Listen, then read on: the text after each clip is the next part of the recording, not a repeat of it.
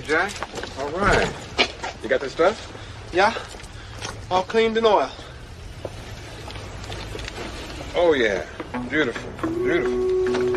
Let's get it on. Who are these guys? It's my theme music. Every good hero should have some. Hot damn, it's time to get down to the jam. It's time to get down, it's time to get down, it's time to get down to the jam. I said it's time to get down to the knowledge, gonna get on down with the know. On the morning coffee show, on morning coffee with Keith, here on Pop Culture Minefield.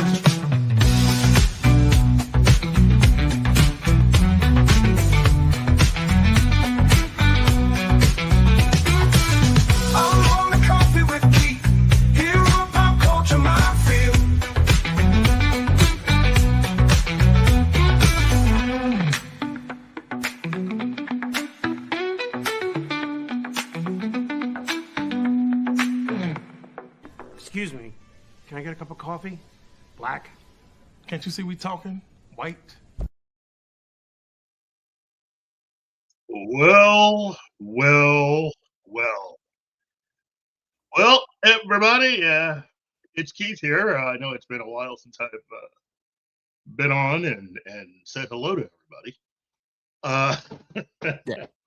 But real life has a way of interfering with plans sometimes, and I can definitely say that these last 8 months have not been my favorite.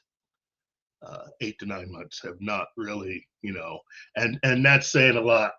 I'm again, with the exception of December, which was probably one of the greatest Decembers I've ever lived through, because I got this perfect little granddaughter out of it, and she is just the best. I love her so much. But a lot of the other months haven't been kind, but I'm here, ready to go with my main man, Martin. Hey. And we are ready to have what I like to call a free-for-all day, where you guys get to ask questions and we get to interact and have a lot of fun. Basically, with you guys pretty much setting how we're going to talk about things. But first, I'd get ready for some out and in of context rantings. Okay, rant fest. These 2 weeks have been crazy in the entertainment Yes. landscape. But first, before we get into it, let me at least just say this. I'm sure by now a lot of you have heard the news that Gandhi Tedekowski is going to be heading up a brand new animated Conan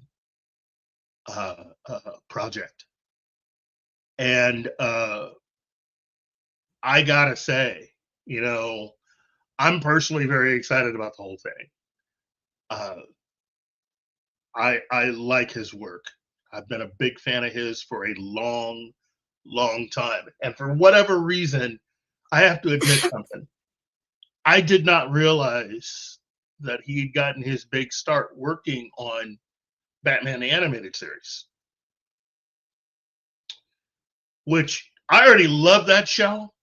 So now that show's even cooler because he's working on it. But he had worked on it. But Dexter's Laboratory and Powerpuff Girls and ultimately Samurai Jack and Primal, great stuff. I wish his Popeye project had gone through with Sony, and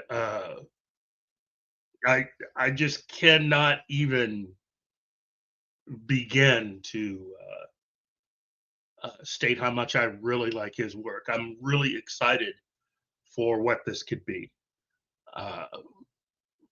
I totally surprised myself with how excited I am about this project. More so than even the Ghostbusters project that they announced also, which I haven't seen too much on that, But it is meant to be like 5 years after the events of the second movie. So a lot of the characters that we saw with Afterlife aren't even around yet. So this is somewhere between those, between the second film and the new film, and it's closer to being after the events of Ghostbusters 2. So I've seen certain drawings related to it, but for the most part, haven't seen too much. So, Martin, have Yep. you seen a lot of the information about Conan? Oh wow, the chat is lighting Yeah. up. But they say hello to themselves, and sorry about that. There's a conversation here about Hand of Dante. The, well, they're not in into any particular topic yet, but they're just. Yeah, there's a lot of stuff being thrown out there. What do I know? I know nothing. I only saw a poster with the face of Conan with the Tartarovsky style. I trust the guy. I don't know if it's a TV show or a movie, like Gambit is asking. I don't know what kind of production is. But I tend to like his work. I like I like own words. Of course, I like the. Oh my god, the show with the caveman and the dinosaur. I forgot it. I'm sorry. My memory is Gruyere cheese. So I can't remember the name of that show. I freaking love it, but I can't remember the name of it. Well, you're talking Primal or Yes. Samurai Jack? Yeah, okay. I never saw Samurai Jack. You never? Oh my God! I envy you. I never got to it. I knew about it, but I never got to it. But I didn't have the time at the time.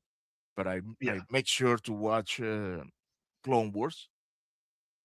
And years after I saw, I have seen only the first season of Primal. But I like his work. Let's see what happened with Conan. Yeah, this is going to be an animated series. So, and unlike a lot of projects, this is being done by the people who actually have the rights to Conan, or at least the one guy who has the rights, who's the guy who has been tasked with making sure that whatever projects related to Conan or the work of Robert E. Howard, but especially Conan, that you're not allowed to alter or mess with any of that stuff at all. The guy that was frozen out of the Jason Momoa version of Conan, so that movie became what it was because he wasn't participating in it. This is going to be big because Mr. Tartakovsky is also a big Conan fan. Now, he admitted in an interview that he only knew the Marvel comics and the Schwarzenegger film. And it wasn't until years later when he actually read one of the books and he was hooked. He admitted he was hooked reading the books. And I am happy to hear that. I love it when someone can go to the original source material and be hooked on it. I'm not fearful about this at all because of how difficult it has been to do any kind of Conan project because the guy in charge of it has been so exacting. He's not trying to just get a project made. He wants to do it the way that Robert E. Howard wrote it. That's the reason why, when when Amazon decided to cancel the Conan series, I personally think this guy was kind of happy, because I think negotiations with Amazon were kind of going a different direction. And I think ultimately, had they made it, it would not have been what many Conan fans had hoped. But I'm sad because the two producers that ended up making House of the Dragon, especially that first season, were the two that were supposed to be the showrunners for the Conan show.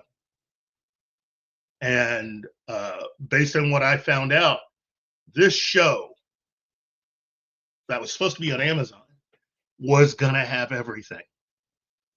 Everything. Blood, guts, nudity, sex, all of it. And that seems to be what we're looking at here with Tartakovsky's Conan. This is meant to be a true adaptation of what Robert E. Howard wrote. Blood, guts, extreme violence, drinking, nudity, sex, all of it. Come on, Real Popcorn Geek.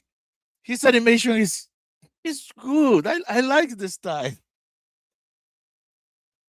It's not that it's made for the same people that make the Spider-Man animated movie that I love the first one, but man, it's so difficult to watch for me. It causes me a headache.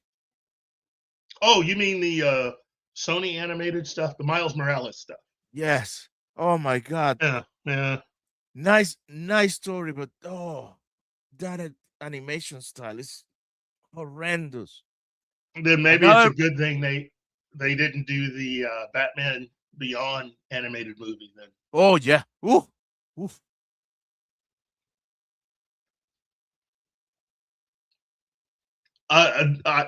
You know what? It is very stylized, Real Popcorn Geek. I can see how you might not be a fan of it.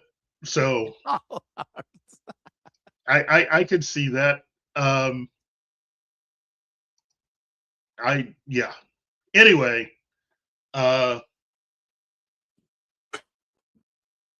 hold on. First of all, let me at least just say hello to everybody in chat, because it's been so long since I've done this. I've So first of all, let me just say hello to Andy Morrow, Gambit the First, and James Caserta, and let's see who else. Power Ranger Donnie, and again, Real Popcorn Geek. I really, first of all, just want to say thank you to everybody that bothers. And Willie the Monkey King. Oh, Willie the Monkey King? I am so sorry, Willie. And so sorry. For our good friend Gambit. Hey, Sweden! They call me the Gambit. There you go. But look, here's what I want to ask everyone in chat. What is one thing? Because I remember talking to you about this before, Martin. What is the one thing you are actually looking forward to from the upcoming San Diego Comic-Con this year? Because it looks like the MCU has decided to treat San Diego as if it's kind of sort of important now. They're going to make a big showing this year, I hear. So both the MCU and Marvel are going to try to take over San Diego again. And that's just one. That's just one. Well, it's more. Oh, Shinaski. Conan eats everything. F Marvel. Well, okay. Tell us how you really thinking- feel. I'm thinking, yeah, you're going to get a lot of stuff related to Conan probably at San Diego this year. I think I said it before last year, with Supergirl coming out so early, it may have behooved them to have held off and just do something post San Diego. Avengers Doomsday trailer, hands down, looking forward to it. Okay, Willie. Okay. Let's see. Real Popcorn Geek says, oh, hold on. Gambit says, oh, yeah, that it's flashed on me again. I think I've seen the trailer for Conan the Barbarian. Okay. And then Real Popcorn Geek says, give me a more refined version of Conan the Adventurer cartoon from the 90s. Okay. Wow. Okay. Yeah, Shadowski, I will agree with that. To answer your question. Yeah. Let me begin saying that Disney has to be one of the most efficient companies in the world. Yeah. Hold on. I'm gonna set myself. I need to get comfortable. Okay, I know something's coming. They set out Yes. to push all their original fan base from all their properties out of the theaters. They said, you are not relevant anymore to us. We need the new audience. They did it. They managed to do that in less than 10 years. So at this point, I'm not saying that I'm F Marvel or F Star Wars or F everything. No. Because that implies that I am emotionally involved, and I am not anymore. I am completely apathetic to whatever they present. I don't care anymore. I don't even hate it. I just don't care. So what I expect from them on San Diego Comic Con? Jack shit. I don't care. Okay. Do you know what I want to see? What do you want to Toys. Well, I think they're also going to have a lot of toys. I have been seeing and looking at things. Whoa, is this true? What is what true? Oh, James Caserta saying Kurtzman contract extended to 2034. Tell me you are trolling, James, please. Yeah, because if that's true, well, then I don't. It's not the same contract as before. So even if it is extended, even if he's found a way of sticking around, not so much extended, if he's found a way of sticking around, he will have to jump through hoops in order to make sure whatever he produces is a part of what Paramount wants to see, because big shock, he's no longer working for CBS. So, I get it. James Caserta, hey, yes, it's true. This what he's expecting to see in Comic Con be revealed. No,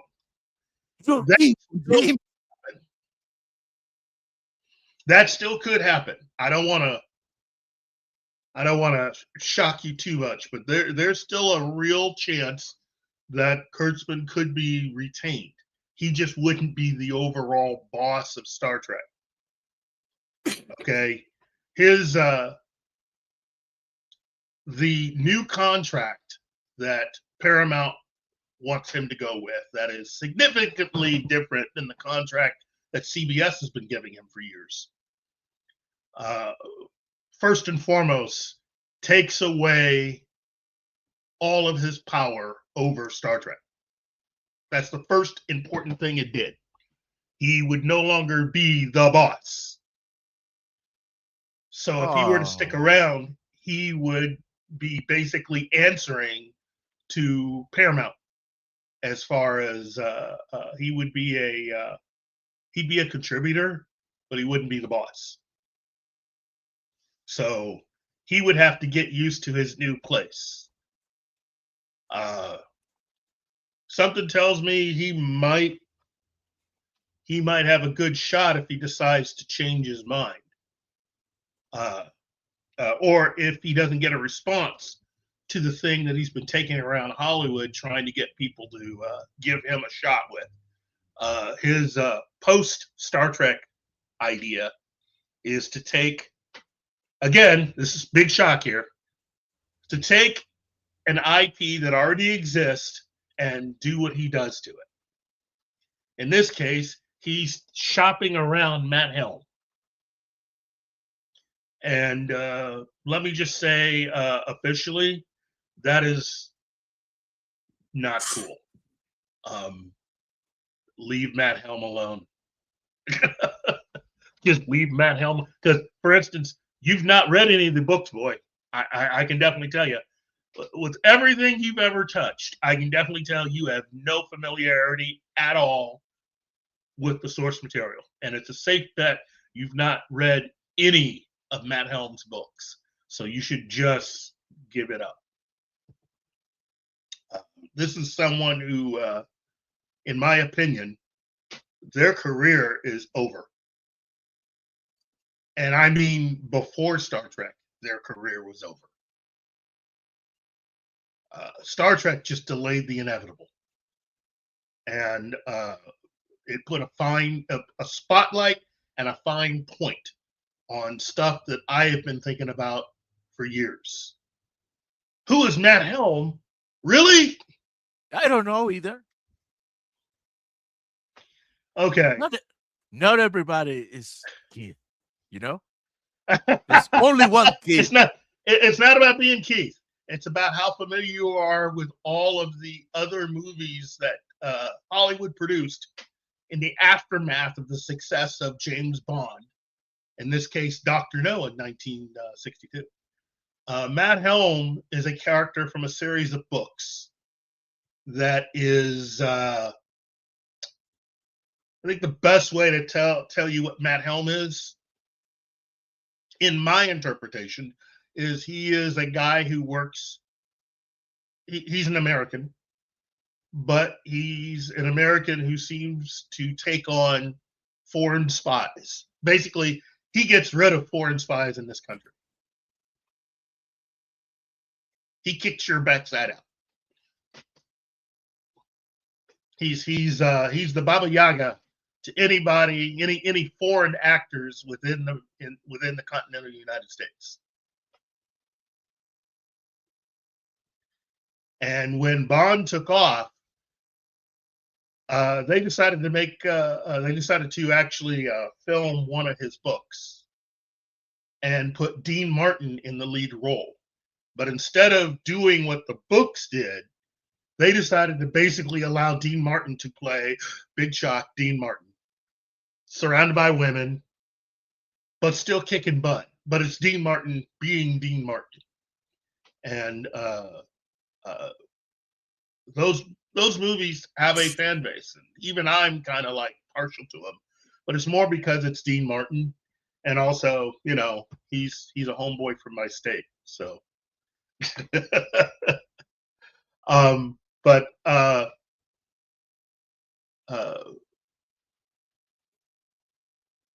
yes, and he did like 3 movies. He did 3 Matt Helm movies. And The Wrecking Crew was one of them. In fact, that supposedly is the best of all the books. But the books are nothing like those movies. But it looks like Alex Kurtzman's going to try to Alex Kurtzman Matt Helm. So everything you saw in those Dean Martin movies,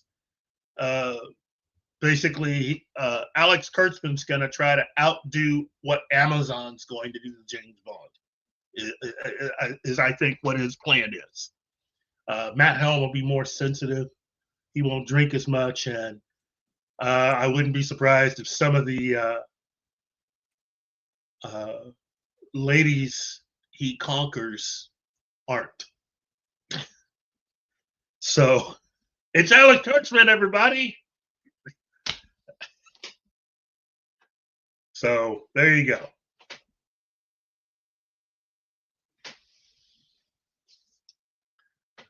Hold on.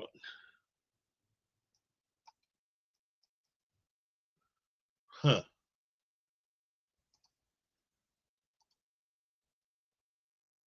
Can everybody hear me? Yes.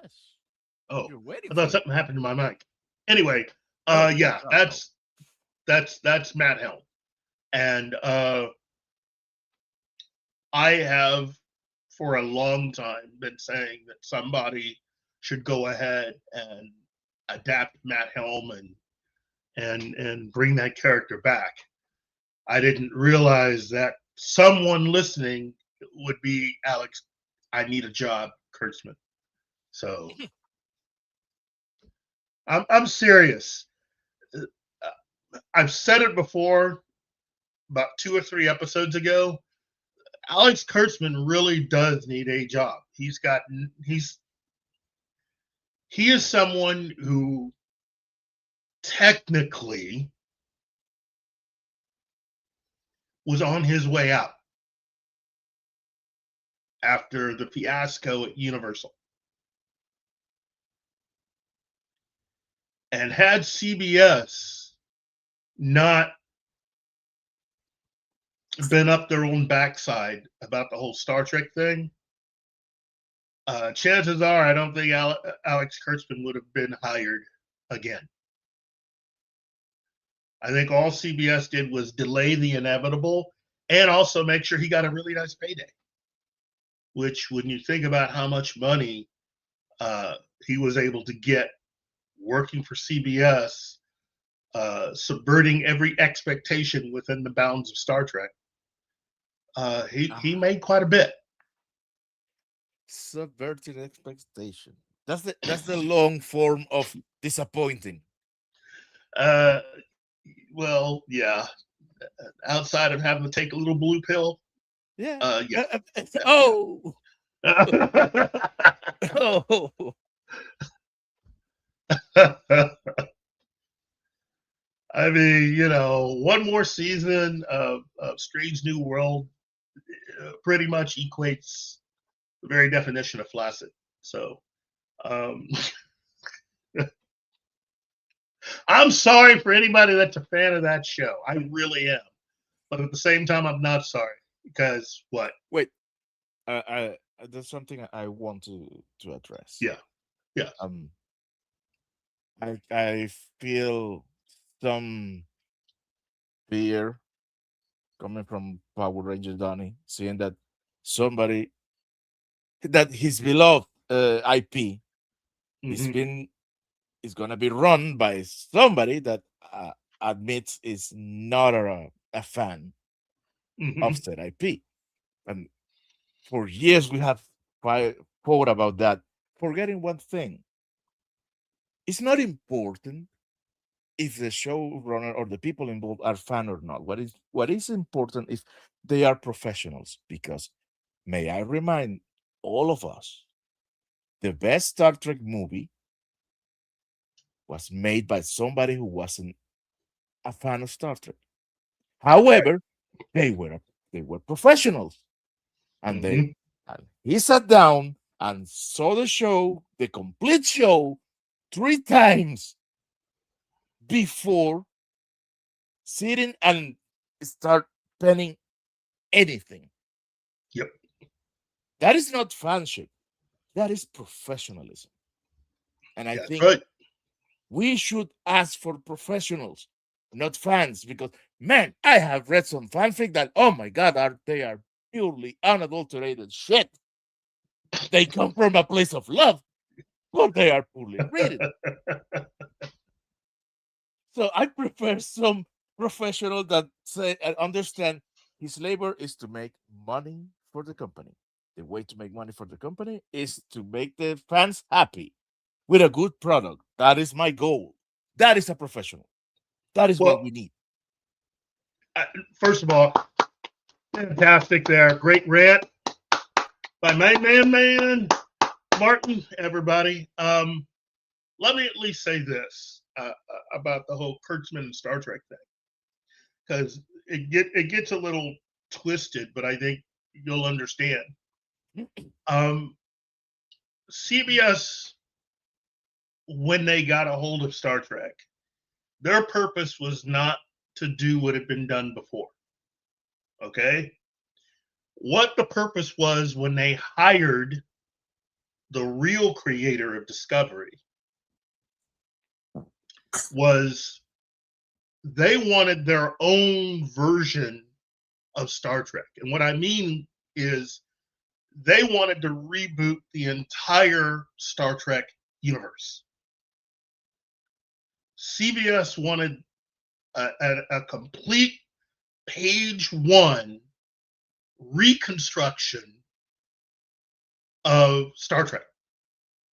But they wanted it to be all new and something that they can claim as their own in having it on related to CBS and on CBS All Access. Okay? They did not want to have anything to do with Star Trek the way that it had been up to that point. And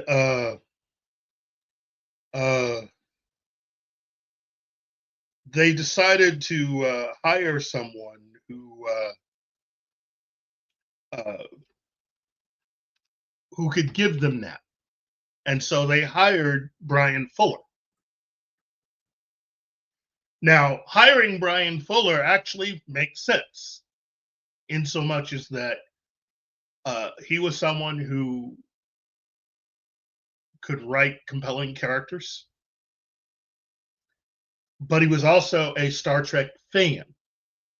And I think in his mind, he could at least give it the soul of Star Trek, even though it wasn't really going to be the Star Trek that even he grew up with. And by growing up, I mean he's one of us. You know, his Star Trek is the show and the series Star Trek. And he made it into becoming a professional writer by working on Star Trek Deep Space Nine and then working on Star Trek Voyager. And so for him to get hired by CBS to do this thing was really fortunate for all of us fans. And the reason why I can say that is every time I talk about this, I always say, go back to San Diego Comic-Con 2016. You can look it up. Just go to YouTube once you're done with our show here and look up Star Trek Comic-Con 2016, Hall H, and watch that entire presentation. Watch that video. Everybody loved what they saw. And they love Brian Fuller. And again, to this day, I will say I don't understand what happened. I could speculate as to what happened between him and CBS. But what he gave CBS was amazing. And unlike what JJ did with the 2009 Star Trek, and again, let me just put this out there. I don't hate that film as much as a lot of other people seem to. I really do like that film because it is an alternate universe. You know, I would hate the heck out of that film if that was supposed to be the way that it actually was, because you're missing quite a few characters. And you're missing James Kirk's actual story, that if you watch all 79 episodes of Star Trek, you understood what his background was. And that movie wasn't even close.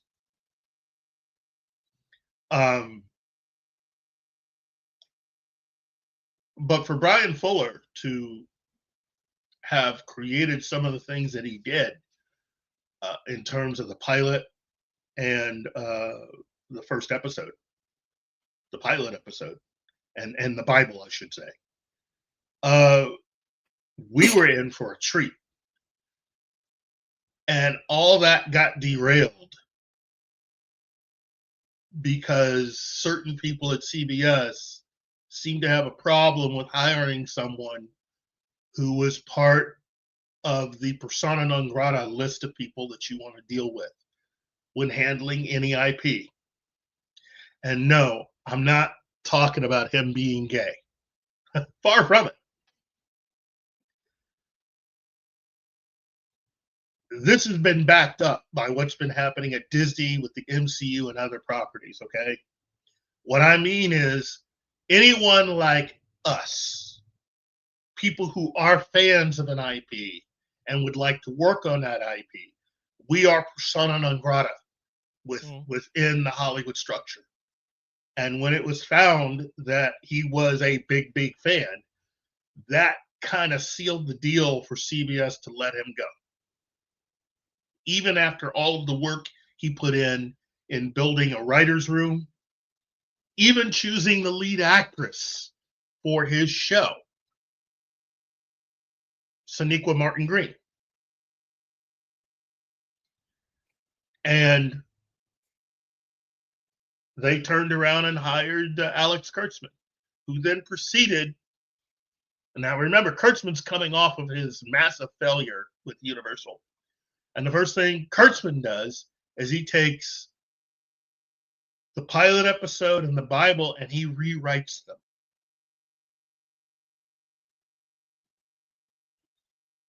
That's the equivalent of giving a 5-year-old the assignment to rewrite the Constitution of the United States. So what we actually saw as Discovery, that's Alex Kurtzman's really, really, really juvenile attempt at rewriting what was originally Brian Fuller's original stuff. And let's just say a little birdie put it out there that somehow somebody I know got a chance to actually take a look at what Brian Fuller did. And it's a night and day difference. It is a complete night and day difference. That version of Discovery, from what I've heard, that Brian Fuller's Discovery, I would have watched and enjoyed a lot. I don't know what Alex Kurtzman was doing. I don't know if he was sniffing glue or whatever, but what he ended up making and what Akiva Goldsman ended up doing because of that, both those guys should have to go to rehab. I mean, Oh my God. wow. I can only say Allegedly. Yeah, it's not cool. Yeah,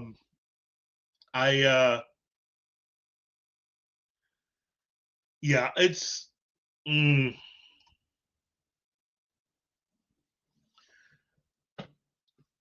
know, this is to answer Power Ranger Donnie on his Star Trek. You know, as a fan of all generations of Star Trek, including Strange New Worlds, I agree on how much of a misfire season 3 of. Let me just say this: you do realize that they are lying to you when they say all of this is a part of, you know, the original series. You do realize they're lying to you because there are characters that are completely missing that were a part of both the crew of the Enterprise under its original captain, and for Kirk's crew, and you don't see any indication that you're going to be able to see those particular characters. You're getting all the characters that you've seen before, but you're not getting all the characters that were there in the first. You won't be getting all the characters that you saw there in the first broadcast season of the series.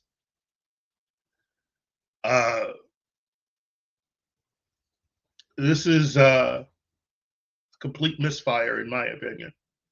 It's great alternate universe stuff. And again, as an alternate universe, my only thing is, why do you have to stick so close to the original stuff? You can go off and do anything you want. You know, there is no reason to end Strange New Worlds and put Kirk in charge of the Enterprise. You can go off and allow Pike to have adventures from now until whenever you get sick and tired of writing the show. You know, the reason why they're doing this is because they aren't selling the kind of merchandise that they were selling before Kurtzman came along and did what he did. You know, CBS, when they acquired, and by acquire, I mean they were given the Star Trek IP, they were making a lot of money. And then you allow somebody to come in, and he effectively did, in a very short amount of time, for a lot less money, what Kathleen Kennedy ended up doing to Star Wars. For a lot more money. You know, in that respect, Kurtzman is at least not as expensive in the destruction of an IP. He's still destructive, but overall, it's not as expensive. So you would say he's more efficient. He makes the same damage or worse with less money. Well, they had less money to give. You know, I mean, when you look at how much money Disney actually paid for all of that, and the potential for the amount of money they had they not screwed up Star Wars, versus Alex Kurtzman, who was kind of a damaged guy going into Star Trek, coming out of Universal. And they gave him the entire IP to do with as he pleased. That is the near all-consuming complete collapse of an IP. And again, I get it. I know that there are people out there that are fans of that stuff. I'm not, because I'm just not. I am a Star Trek fan, and I don't like seeing someone completely sabotage or subvert my expectations, as they like to say, of what Star Trek is. The thing is these people aren't really doing anything other than just writing their own fanfic. That's really what Kurtzman Trek actually is. It's fanfic, but it's fanfic for people who don't like Star Trek. But they put enough Star Trek in it so that even people who are big Star Trek fans can at least say, well, I support this. It's all right if you do, but you're not really getting what you think you're getting. So I was one of those people that like to buy Star Trek related merchandise. I do not buy a lot of Star Trek related merchandise. If it's stuff that goes to CBS or stuff that has been produced since 2016, that is official Star Trek stuff, I don't touch it. I just don't. You know, I'll buy stuff that was actually officially licensed stuff prior to 2016, but I don't touch anything after 2016. Dude, all of that is untouchable. Even the 2009. I don't know. I Oh didn't. well, I didn't like the Pacers. well, no. I have to. I have to admit, Yeah, I like the yeah, uniforms in Star Trek '09. I like the uniform, the yeah. clothes, and that's it. I don't. I don't. I don't like how the Enterprise looks. Yeah. I again, that stuff is so distinctive because JJ wanted to be distinctive because JJ needed to be able to identify and make it easy what his stuff is versus the real stuff. So I don't there was never any need for me to be careful about buying anything because all of the stuff that was JJ's stuff is clearly marked a certain way. So it's easy to avoid that stuff. Plus, all the related material produced in conjunction with those movies looks bad. And none of the major companies, I think, that were originally a part of what Star Trek was prior to JJ's first movie, I don't think a lot of them were responsible for creating a lot of that merchandise anyway. You know, yeah, I have to agree, Gambit. Even well, the Strange New Worlds Enterprise is way bigger in size than the real Enterprise because the captain has that nice New York style studio apartment for his No. living quarters. The new Enterprise is a TARDIS. Oh yes, it's a TARDIS. Okay, Yeah. I'm sorry. Yeah. Yeah. You Now, walk into the captain's cabin and I have an unpopular opinion here. A very unpopular one. I like the Enterprise F. huh. The one well, it was You sure what it's was not the E? No, the E is the sovereign class that is a badass of all the capital ships. But I'm talking about the one at the end of Picard season 3. It was Oh yes, called the yes. Enterprise. Yeah. It had another name that it escapes me because my memory is shit. But I know that by the end of the show, it was rechristened the Enterprise F. Yeah. And I like that design. That was the Titan. The Titan. Yeah, that was the ship that. Now, I would prefer that they kept it as the Titan.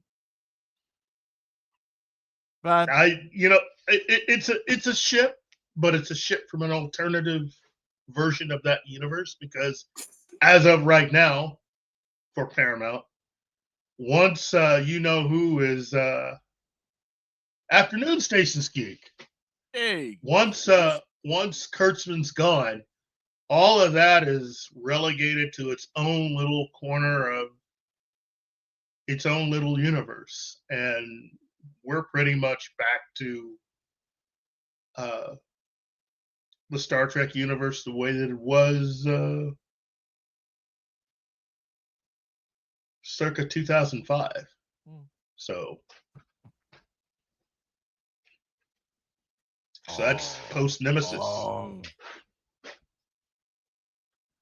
Where is it? I know there is. So you would say that Trek, that Kurtzman Trek, it's a fake. Well, once Kurtzman's gone, I can officially say yes, that would be a good take on it.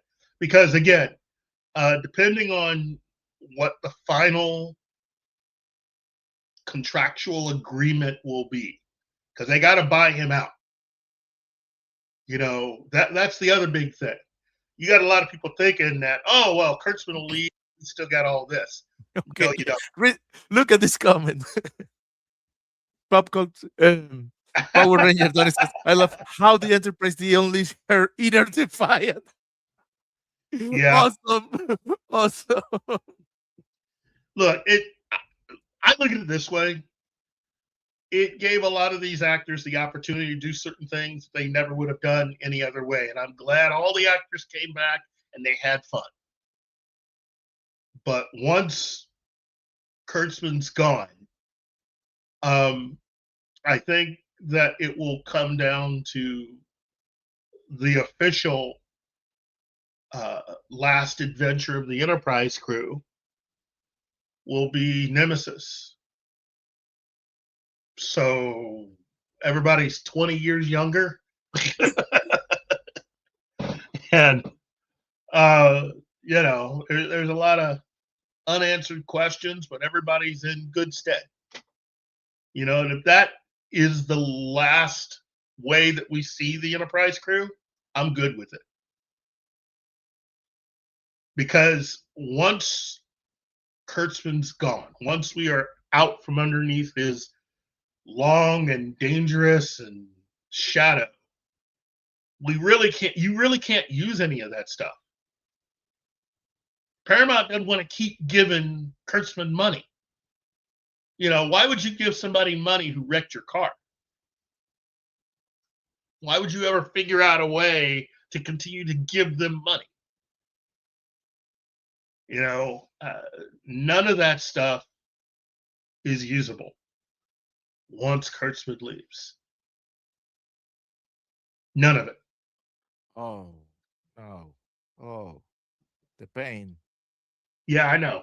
Some of you will have a hard time dealing with it. Others of you won't. But again, I will say this. That does not mean it doesn't mean anything at all, or it's a waste or whatever. If you enjoyed it, good. It's just that there is no future, though, for that version of the universe. There will be no new stories, movies, or whatever that will key off of that. Oh, no. The pain. Stop, Keith. Ah. It'll just end where it ends. And Michael Burnham and this As new... Yoda said, I'm not sure enough it was. It'll be all these new characters and all this different stuff. It'll be within its own little universe. It'll have its own. There's enough episodes within all of that if this is what you like, you can continue to revisit and replay all those episodes and all that stuff. And good luck with books and comics, because something tells me that will also become a serious dead end soon after. But given how badly the books and everything else in comics were treated when Alex Kurtzman was coming into power, turnabout is fair play. I don't see anything bad about that. But look, again, if you enjoyed all of that, it's not like it's been buried and people are being made to forget. It's still there. You can go to used bookstores and pick up all that stuff. This is your chance to collect everything that has ever been made within that universe. So celebrate it. Be happy for it. But just realize it's done. And Paramount doesn't want to keep giving Kurtzman money. So we're just going to go back and key off of that. And so any new Star Trek related whatever will be in the shadow of the events of Nemesis. So we could have this new relationship with the Romulans where there are friends, and you could have a couple Romulans serving on Federation ships. Or things could have gone a different way, and we have another Federation-Romulan war. Or third option, But none of the storylines, none of the characters that they were portrayed within the bounds of Kurtzman Trek will be available. And all of the storylines will now be considered persona non grata. Nobody will be allowed to use anything from that. It's all going to be a dead end. Unless you're talking about more of what I've been calling all the Kurtzman track, which is more fan fiction. So, but hey,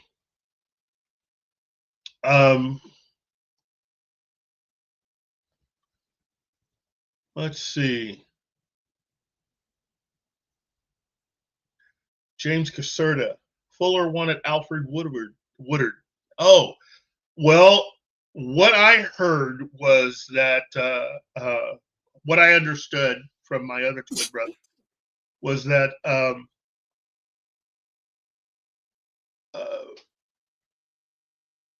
Sonequa Martin Green was really the one who was the choice and was the one who was hired. But I think by then, CBS was already plotting to get rid of Fuller. And so Fuller didn't stay long enough to really have much interaction, if at all, with Sonequa Martin Green, who, again, I love her as a performer. You know, she's part of the cast of that spinoff of Blue Bloods, and she's a really good actress. And I keep saying, if she had had better scripts and really a better, more creative individual who was a showrunner, who actually loved Star Trek and knew it, I think she could have turned out to be one of the best characters in Star Trek. But unfortunately for her, she ran afoul of Alex Kurtzman.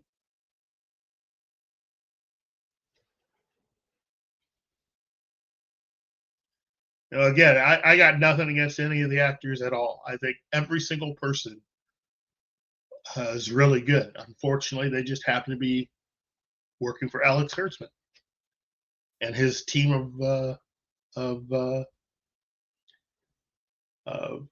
fanfic artists and writers. And the same thing goes with Star Wars. You know, that'll be harder. You know, comparatively speaking, Paramount's going to have a quote unquote much easier time with Star Trek than what you've seen with Star Wars, because Disney has spent a lot of money doing what they've done.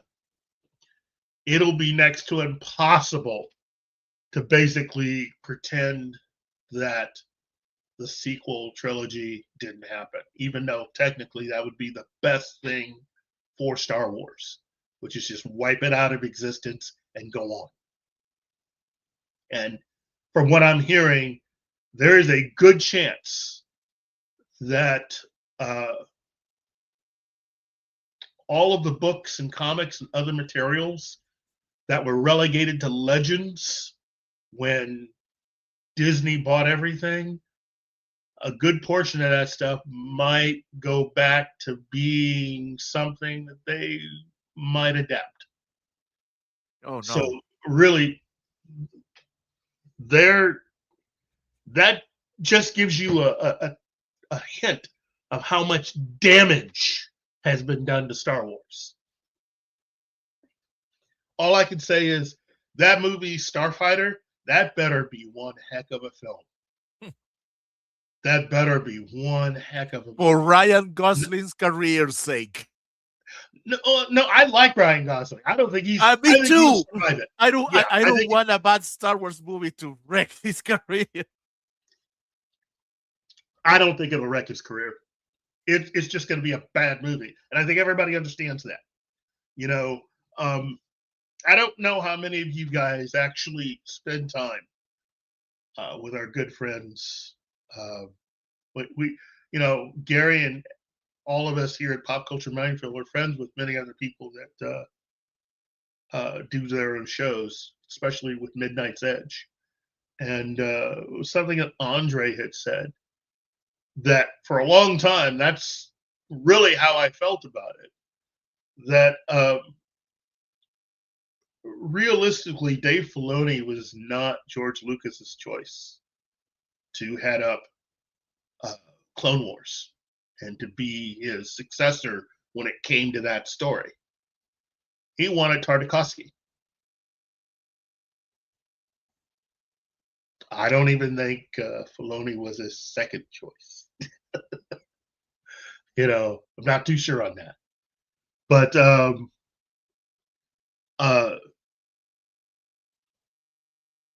I think, in some alternate version of our universe, Tartakovsky stayed and became the guy behind Clone Wars. And possibly, as was alluded to, maybe the guy who would eventually just take over everything from Lucas. And I think if that had happened, I agree with the assessment that maybe they would not have been sold to Disney. It would have continued to be independent of all that stuff.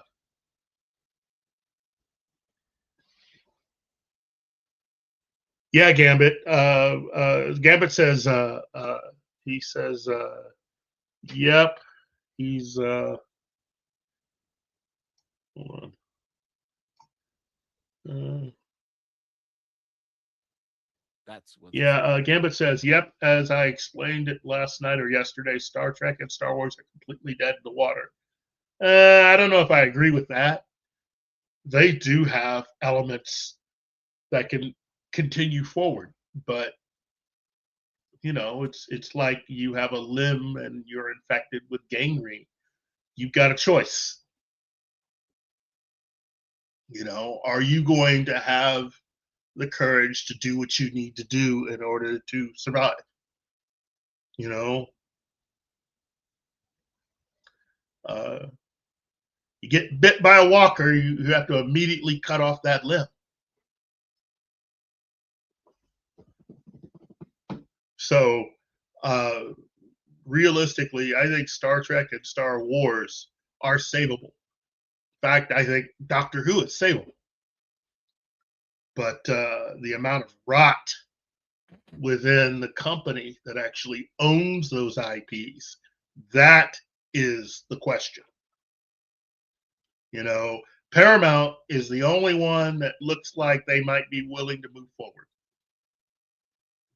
Disney needs more help, meaning there's a lot more pain headed for Disney.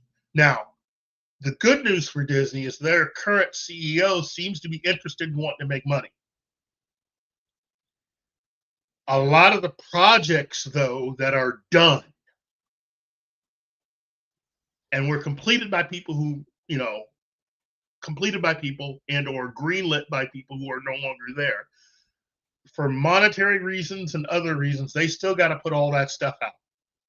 So it's going to be about 2 years before we can actually see anything from this new group, from under this new CEO. So we've got a good 2 years before we'll see whatever they're cooking up to try to help Star Wars survive. And I think we're looking at about that same time frame for Star Trek. I think we got a good 2 years.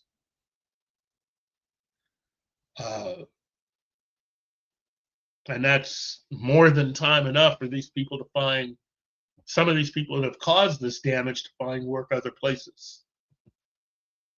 I don't think we've seen the last of a lot of these people, unfortunately.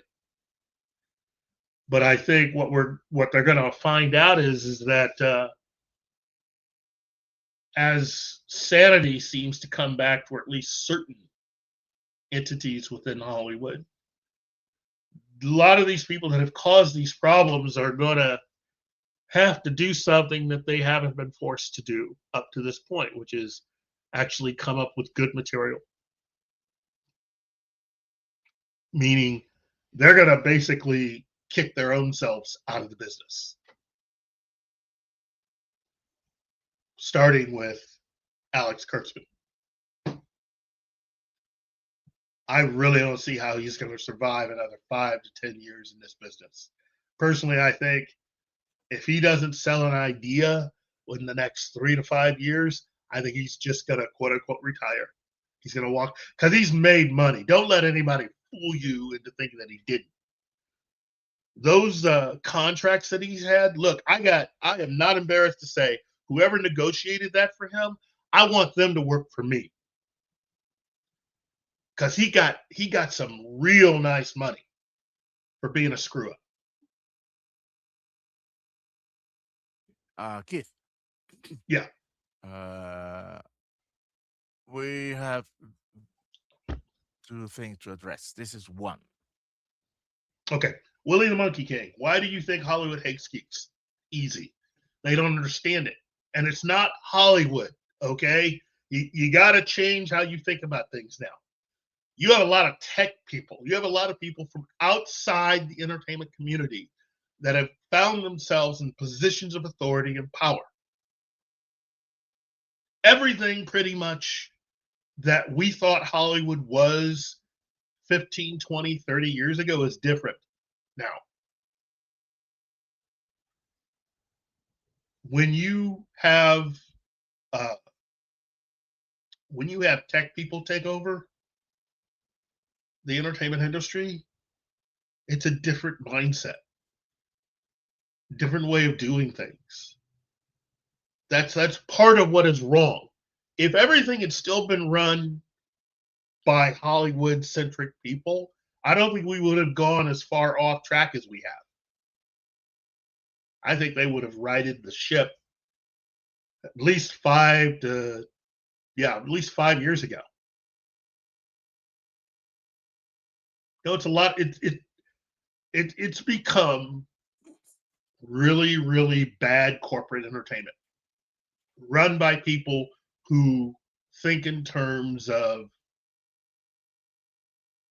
if this, then that mentality. And you can't always use that when it comes to entertainment. It's a different mentality, a different mindset. Yeah, Hollywood's leave the just a entertainment different to place. entertainers. That's it. You know,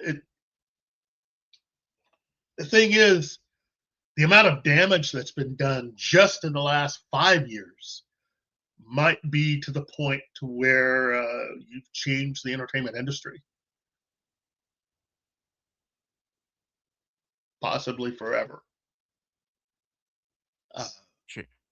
Change is unstoppable and inevitable. Yes, but you may have sped up something that would have taken at least another 10 years to happen. And in that case, you then are getting into areas that you're not ready for. Kind of like, there are certain things about your life now that 15-year-old you may never have been ready for. What do you mean? If you're 50, again, ready. I don't think 15-year-old you would have been ready to be married. I was born ready. With the number of kids you have, and I'm not talking about small. I mean, where you're at right now in your life, would 15-year-old you been able to handle that? You never know. We will. I guess. We'll never know. Okay. I can honestly say, where I'm at right now, I don't think 15-year-old me would have been able to handle it. So, Monkey King Willie has another question, but before we get to that, we have okay. Gambit said this one. Both Gambit and Black Cat they say that Star Wars is and Star Trek are dead. To which one? Power Ranger Donnie says, well, we still got the Power Rangers. And that's good for you, my friend, but not for me. But at least I'm glad. I'm glad one of us is having a good time. Isn't Power Rangers kind of sort of owned by Disney? Yeah. Oh, yeah. We still have Power Rangers. Yeah, you go with that. Look, wait. Go ahead. The Go ahead. following question is this because I think it has to do with the first one, and it's something that I've been campaigning about for some quiet time right now. Do Yeah. you think that it's time for new IPs and let the older beloved IP like Star Wars and Star Trek rest? Yes, but that is just Um, me. I'll tell you this much. If everything had been operating the way that it had, we would have already had that. You know, uh, because so many corporations, tech corporations, have taken over the business.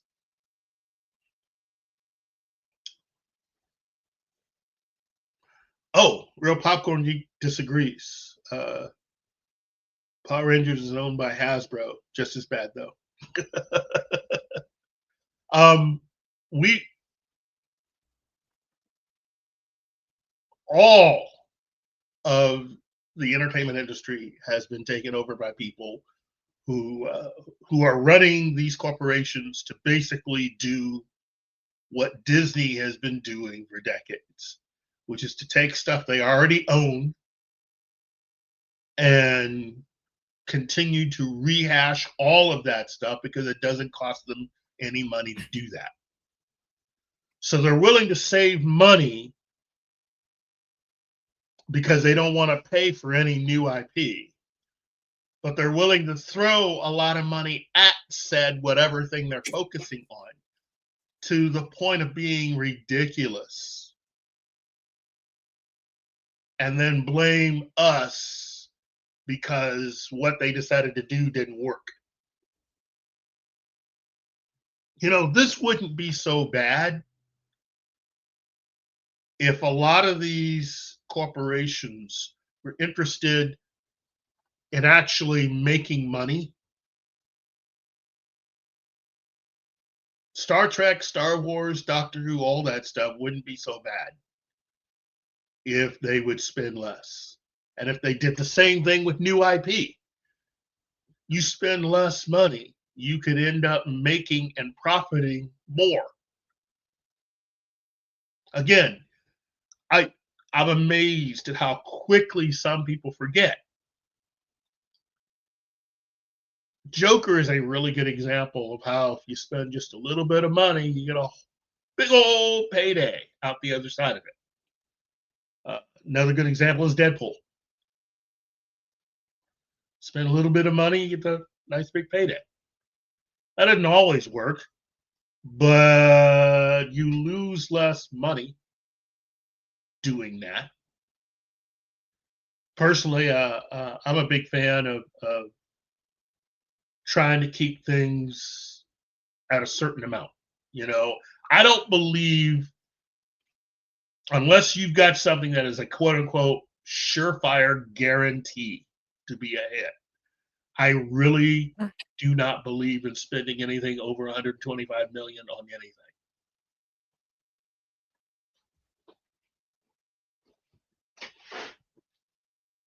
That's just what I believe.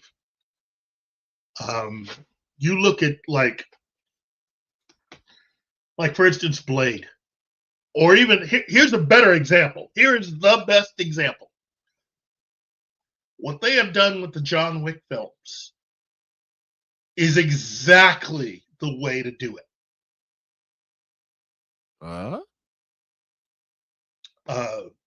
You should plan out how much you're going to spend, and based on how the public and fans and your audience responds, that dictates how you then go forward. Oh, And so, and I'm not saying that's what they actually did. What I'm saying is that when you look at the cost of all of the John Wick films, okay, I'd say the amount of money that they have projected that they spent on Rise of Skywalker pretty much covers the budget for all 4 John Wick movies.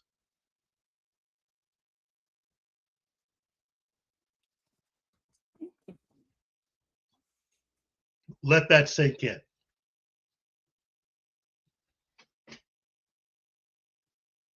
I mean, that's embarrassing. More than anything else, it's embarrassing. But they've done it right. Now, not everything they've done within the John Wick franchises have been golden, but it's not like they've spent 150 or 200 million dollars in everything they've done.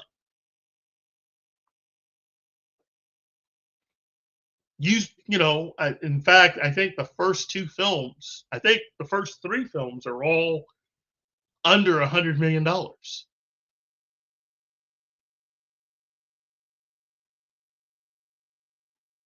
And 4 was more expensive, but it wasn't like outrageous in its cost. And all of those films were profitable. That's the way it should be for everything. If everybody were acting like that, Hollywood would be in better financial shape.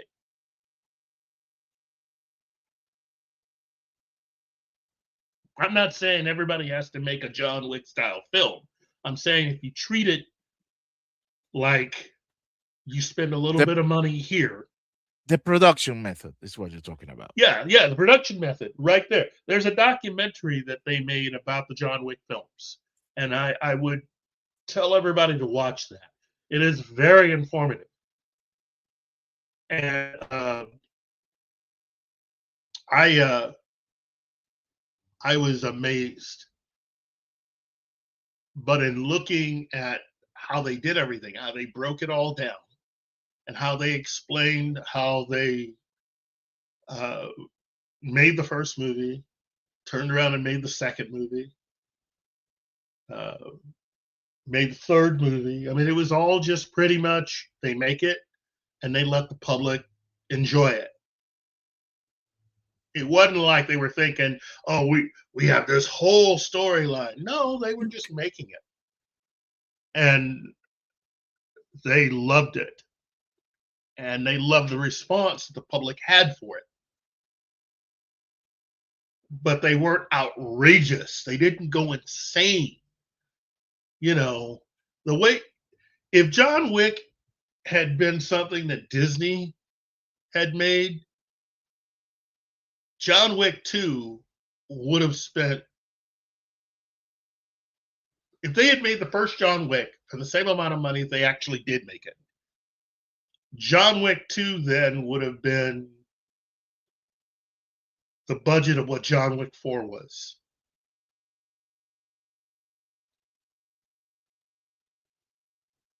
I can almost guarantee that. And that was stupid. That would have been stupid. Keeping the budget low allowed them to be more creative and allowed them to find unique ways of entertaining the audience. And that's the other thing a lot of people don't think about. You're not just going through the motions of making something. You have to go through it to entertain. You can't just be filling time. And a lot of movies made nowadays feel like that. You reach certain portions of this movie that you're supposed to be engrossed in, and you find yourself thinking, wow, what next? Instead of being totally into the movie. You're just waiting for the next scene. You're waiting for the next action. You're waiting for the next phony bit of emotion, something to trigger fear or sadness, or waiting for the next visual effect. All of it has become like that.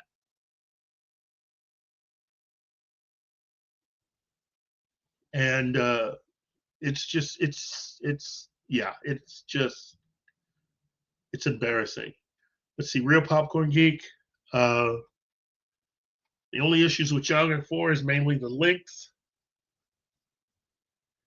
Yeah, I loved every minute of it. I can understand that. Look, another unpopular opinion here. John Wick's sequels were a good idea, or I thought they were a good idea until I saw them. Yeah, I said it. The only good one is the first one. It, From the second on, it got each one got more ridiculous than the previous. And at some point, I said, "Nah, I can't." The only thing that I haven't seen the miniseries of the hotel. I haven't, and it's not for a lack of interest, more a thing of a lack of time thing. I saw Ballerina, and I like Ballerina, but felt I felt so let down with each John Wick.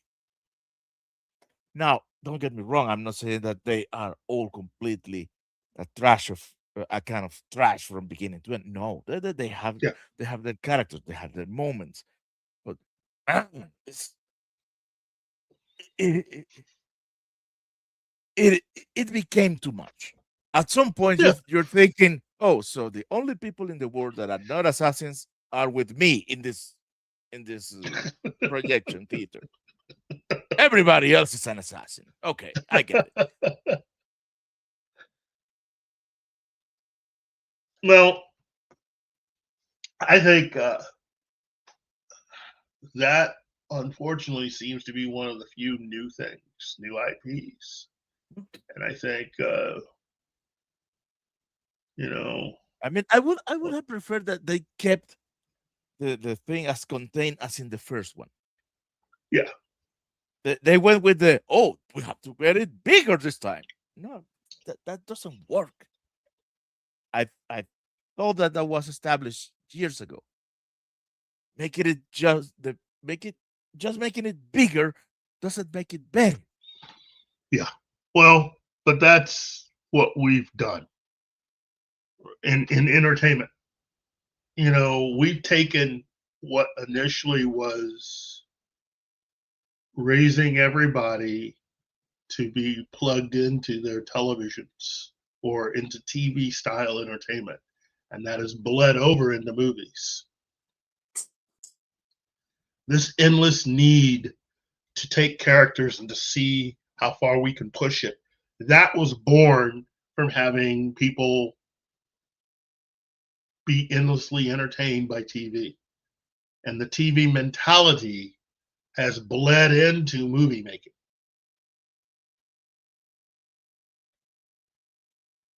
Everything now has to have a sequel of some kind. Everything. And if it's not a sequel, it's a prequel. And I I like and enjoy well written, self contained stories. everybody does. I think a lot more people than are willing to admit do. But unfortunately, everything now is like that because we are being sold on not only giving you this thing that you love, we're going to give you all kinds of things that are that thing on steroids sometimes, or just more of it. You know, you can't just have a simple story.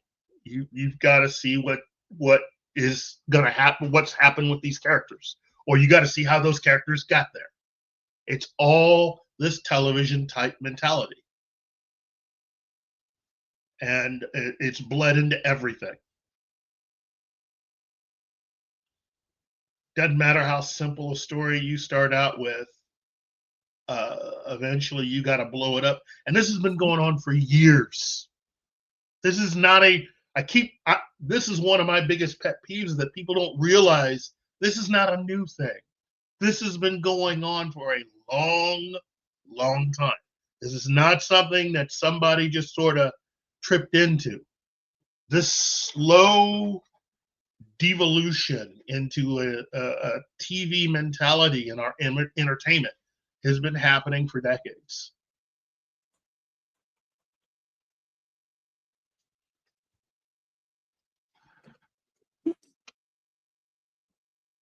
In fact, one of the best examples of it is the coffee commercial from the early 90s, where you do a series of commercials that basically end up telling this one big giant story. And that's how I first saw Anthony Stewart Head, the late Anthony Stewart Head. I think you can still find those commercials on YouTube, but you link all these commercials together and they create a story. And I think they even made a movie based on these two characters from those commercials. Okay. This is early night. This is all pre-Buffy. Anthony Stewart Head. And this is initially a coffee commercial. You know, this is all what it turns into. This is always where it is led to. This whole thing about, well, you know, people love these characters, let's give them more. Now, sometimes it works out. Sometimes you get a Godfather 2. Sometimes you get an Empire Strikes Back. But not always. More often than not, you don't.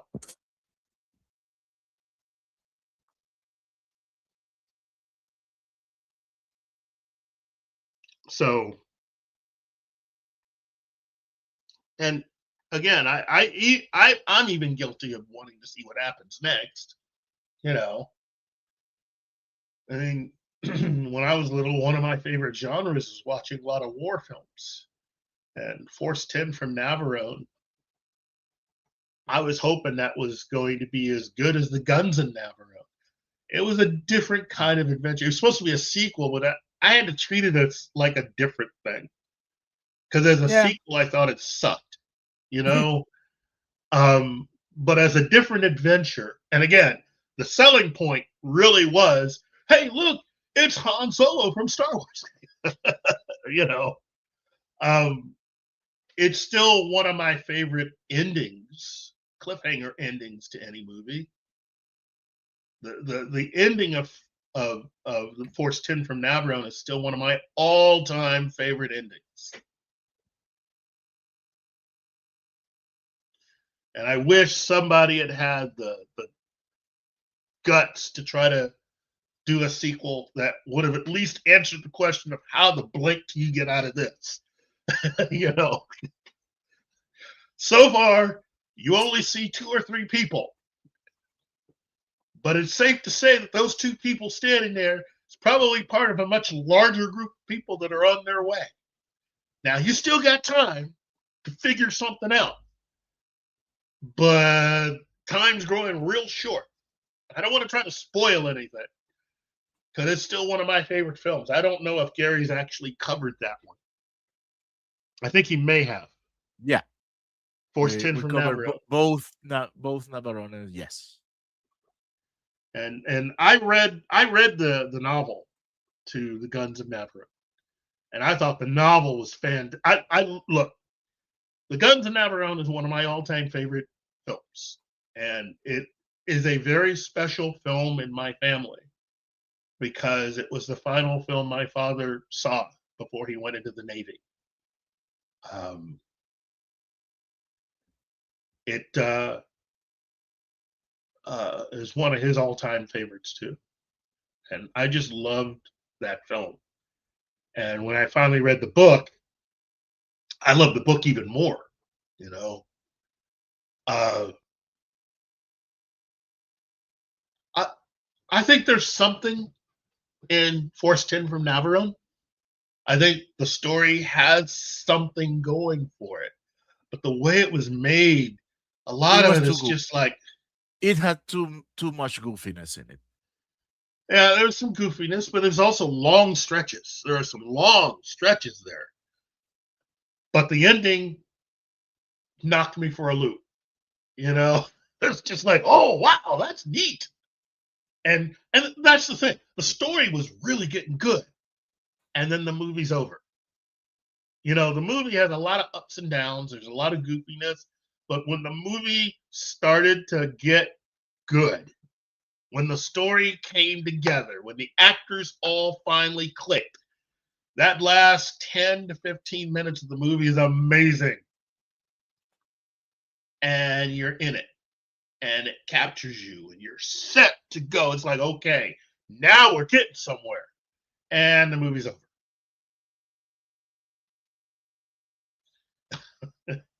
It's just like, okay. Wow. You know. And maybe I'm the idiot here. Every so often I would see the movie on there and I watch it just hoping that I would get a little more out of that ending. But it always ended the same. Always left me wanting more. So I thought I was, I would grow up, go to Hollywood, and eventually make the third film in that franchise, that mini franchise, and try to figure out a way out of that situation at the end of the movie.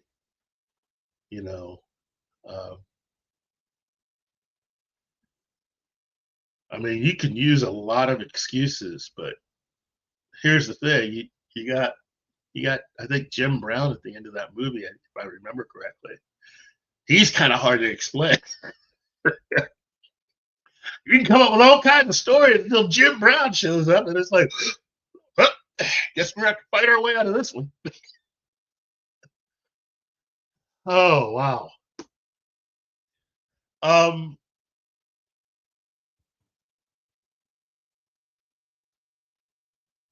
Oh, yeah. Okay.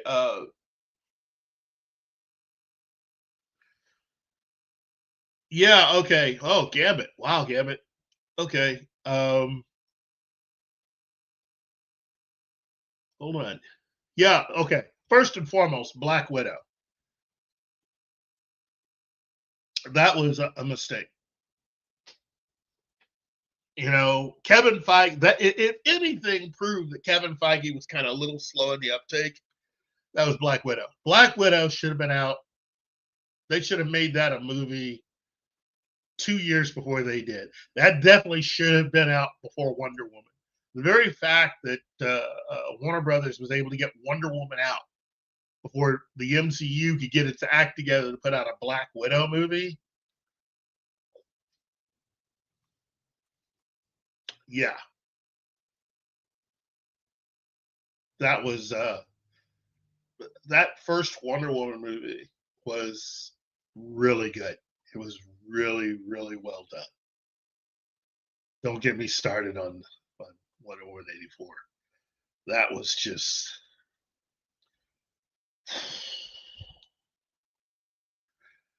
I'm not saying it took years off my life, but that was just dumb. I'm just gonna say it. Wonder Woman 84 was a rom-com. Oh, that's an insult to even bad rom-coms. I mean, you went from having this incredible adventure and Wonder Woman now establishes a hero to Wonder Woman 84, and she gets to be a grapist. So. Well, but don't you see it in rom-coms, the female, she never gets accountability for what they do? Yeah. It's the same thing. She gets all that she wants. Yep. And fuck the consequences. Yep.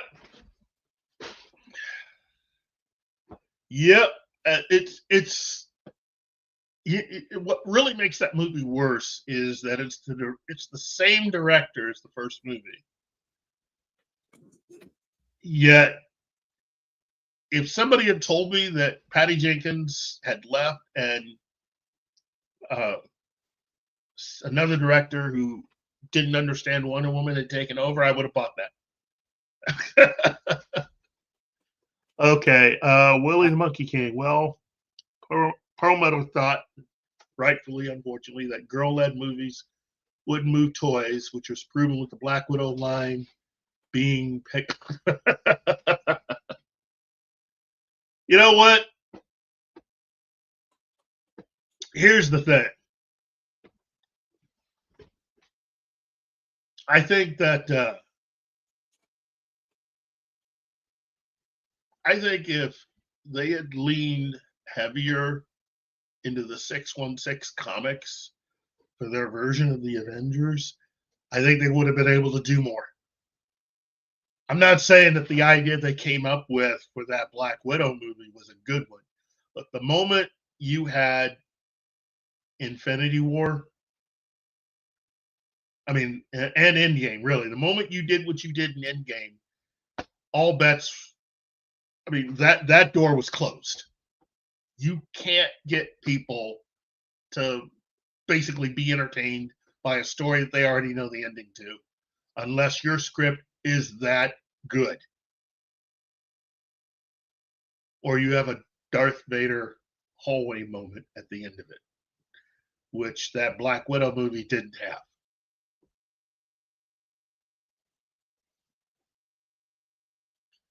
And you ask your new lead to try to be different yet the same.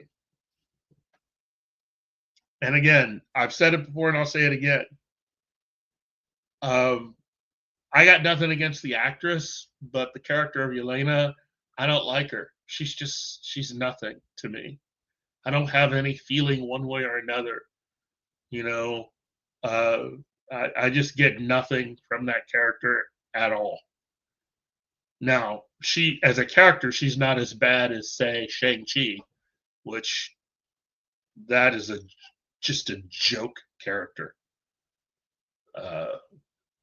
Then again, Shang-Chi's not as bad as the Eternals. And on and on and on. You know, Kevin Feige just really doesn't know what he's doing. Phases 4 and 5 prove that when he's totally in control, he can screw up with the best. You know, whatever thoughts I had about Kevin Feige, I can rightfully say at this point, I was wrong. I was wrong about the guy. He's someone that wanted a lot of power, and he wanted to replace the billionaire who probably, well, not probably, I'm going to get rid of the word probably, who definitely knew more than he did. You can say all that you want about Perlmutter. The dude knew what he was talking about.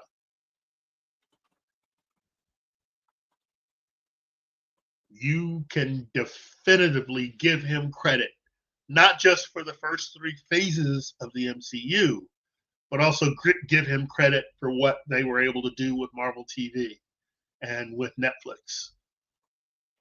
Because again, I've not seen any D+ series involving the MCU characters that is as good as what they were able to do with Netflix.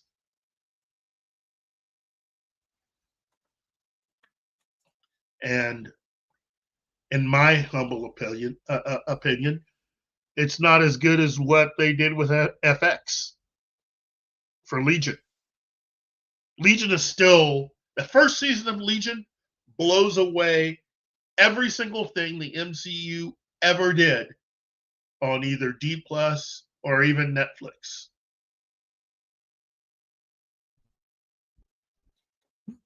That's just a fact.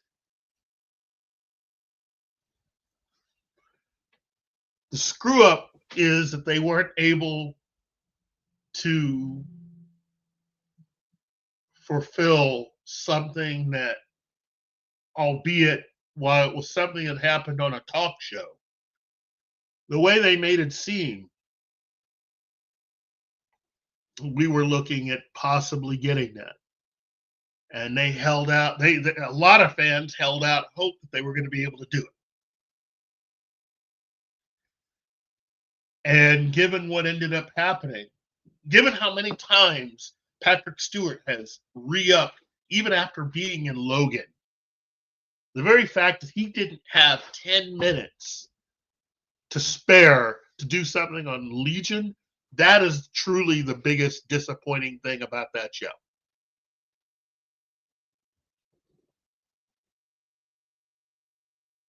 Because had they been able to land getting Patrick Stewart on that show, spoiler alert,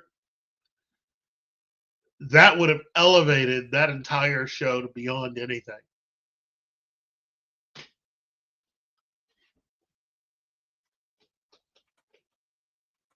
And if you're one of those people that has never seen Legion, you need to get on that right now.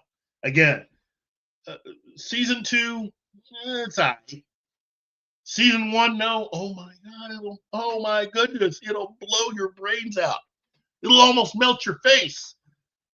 It is so good.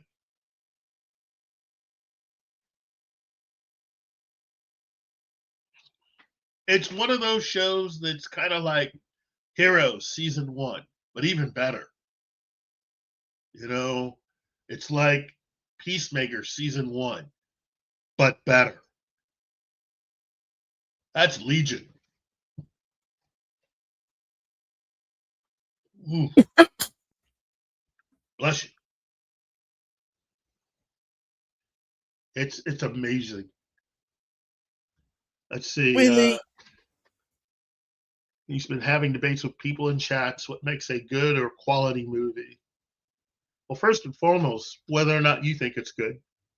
You know, is it entertaining for you? First and foremost, does it do something for you?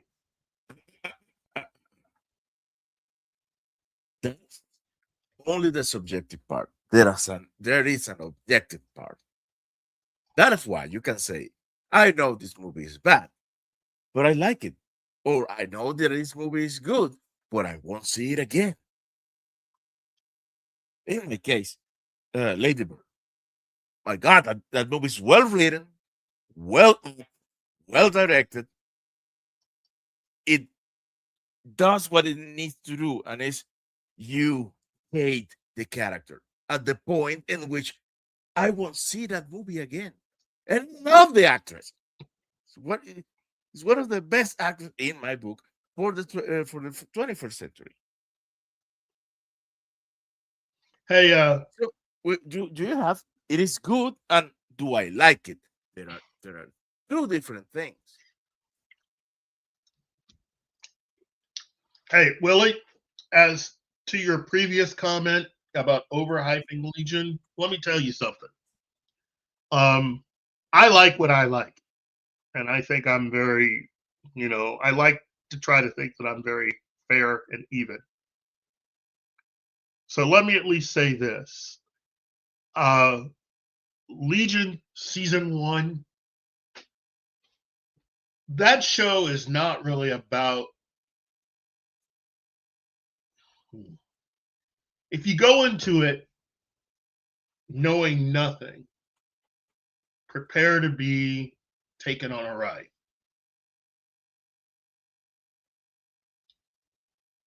If you go into it with the expectations of Subverted. of a comic book reader, what you'll learn is that there were some liberties taken. But I could go on this ride because one of the things that is hinted at is that, and this is the part that I really like about this being a comic book adaptation, is that one of the things about the character is that you have a character that is able to do many different things. And at the height of his power, one of the things, possibilities, is just alternate universes in his own mind. I mean, he's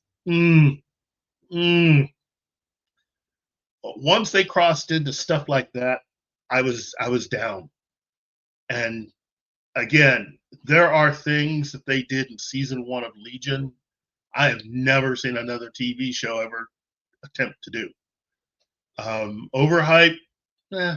Look, this is not a show for everybody. Okay, if you're someone that likes a movie like, say, Wonder Woman, I don't know if you'll like Legion. If you like Sonic the Hedgehog, or you're a big fan of the Marvels or whatever, or even James Gunn's Superman movie, or even the current Supergirl movie, I don't think you'll like Legion at all. But if you're willing to just go on a ride, on an adventure that will just take your mind for a ride. I'm trying not to use other descriptions because it's not only a spoiler, but it could reveal too much.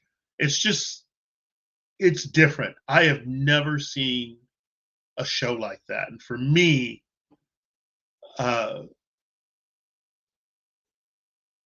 it rates right up there with the first season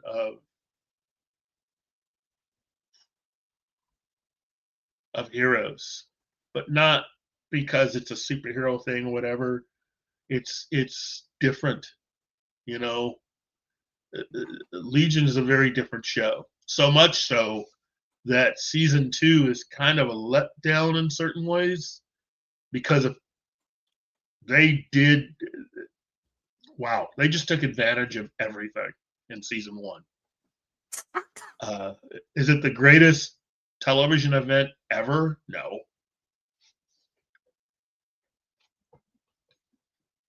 But I enjoyed seeing something different. I enjoyed watching something that enjoyed being what it was and willing to take your mind there. So some of the story elements, especially into season 2, oh my goodness. Jeez. Anyway, but that's just me. I'm not saying that this will be the greatest experience.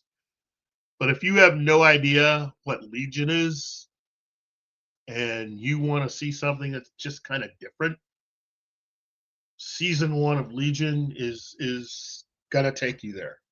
You know, that's all I can say. I'm not talking about any of the actors. I'm not going to give you any story elements. I'm just saying, if you go in blind and just let it just be in your mind, whew, yeah. So.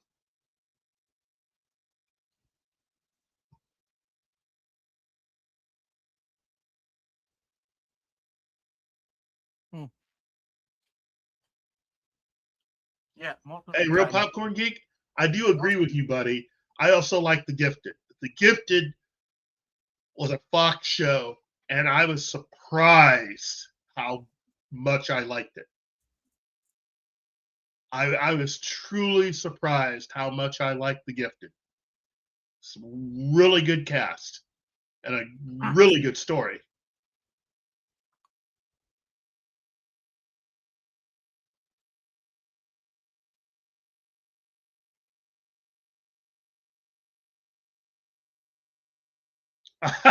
Okay, that's a good question. Would it fair to say if you're a Lynch fan, you like Legion, Keith?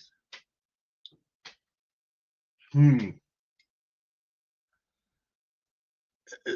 are some Lynchian type things, mainly in the second season. That's very Lynch heavy.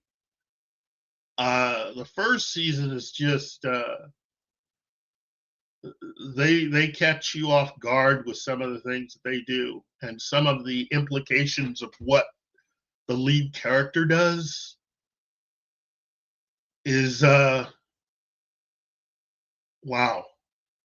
You know, this is it's on a whole different level as far as what the lead character is capable of. And the true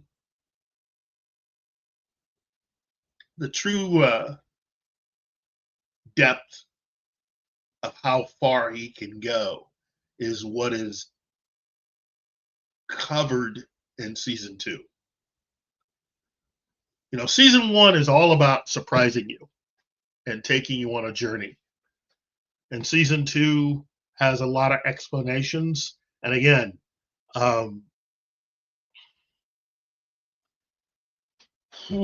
God, there's one thing that happens to one character and the implications of what that means, especially after season 2.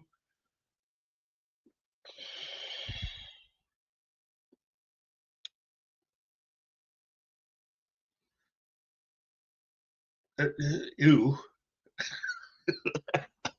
My response is like, ew. So, Brother, dude. What's that, brother?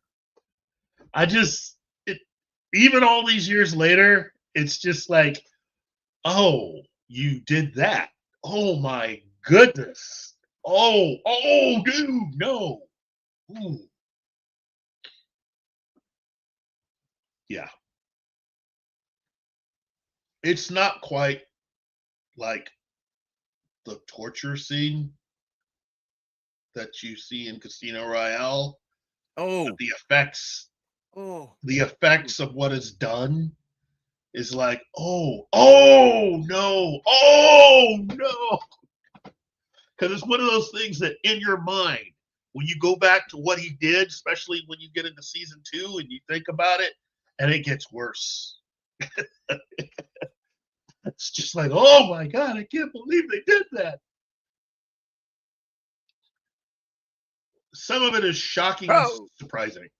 Oh, it's Gary. I like the timing. Big hand for him. And you say It's shocking Gary. and Gary surprising. Cassell. Everybody, main man himself. Everybody was kung fu fighting. How are you, As Big fast as lightning. Yeah. I don't know. My ears were burning. And then I realized, oh no, I have an infection. So I cleaned it out and then jumped in.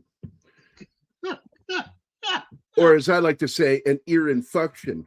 Come again, I can't hear you. Oh. I've missed you, buddy. Oh. That's because I'm really good at dodging. Also, I want to point out, Keith was Time Man of the Year 2006, but I was Time Man of the Year all the other years. That's it right there. You've earned it. You've earned it. Oh, man. Who's all here? We got, I see Willie for derailing your live stream. Yeah, fuck you, Willie. No, it was fine. It was fun. I like it when I don't see you that often, dude. It's always good to see you. Oh my God. It's always good to see you when you pop in. And there's my buddy, Real Popcorn Geek. Love that dude. We're always interacting on Twitter X. Always interacting. I always watch. One of the first things I look for is to see what he's posted for the day or commented on. And I see my buddy Gambit's here. Who else is here? Power Ranger Donnie is here. I only see him when I jump on here with you, and I don't see him any other time. He hates my show, but don't tell him I know. It's Anima. Hello, Anima. You are more than welcome to jump in here, Anima, and roast me. Yeah, she is so gonna do it. Totally gonna do it. Gambit, what do you have against the Guns of Navarone? He's in the chat just to crank that way. Wait, he said something about Guns N' Gambit. What about it? What did he say? It's like 65 years old. Yeah, it is. And I got to tell you, it's amazing that film aged as well as it did.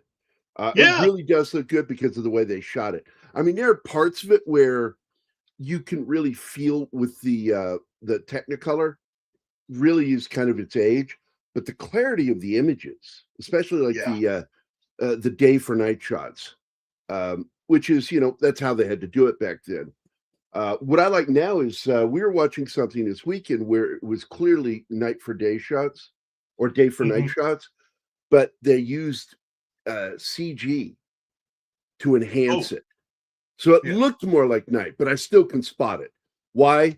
Sharper shadows, less diffuse shadows. Your eye immediately goes that, and your eye knows it's daylight. Anima fucking hates it more than anybody. She's joining. Okay. Hello, Anima. Hi, Keith. You know what, Gary? Eat shit. Okay. 3 times for you today, including a black one. Fucking easy from it, so you can eat shit. I told you, Martin, that reverse psychology works on her every single time. I want to hang out with you, and if Keith steals you, then I'm gonna come here. Well, you didn't steal me. I just I figured you were still doing your thing, so thought I'd pop in here and say hi to him. I've missed you guys. I just fought with my cat to get some water into her fur because it's way too hot and she hated it. she was about to shish kebab me. Oh, He wasn't stolen. He willfully smuggled himself. Through the back door, I know.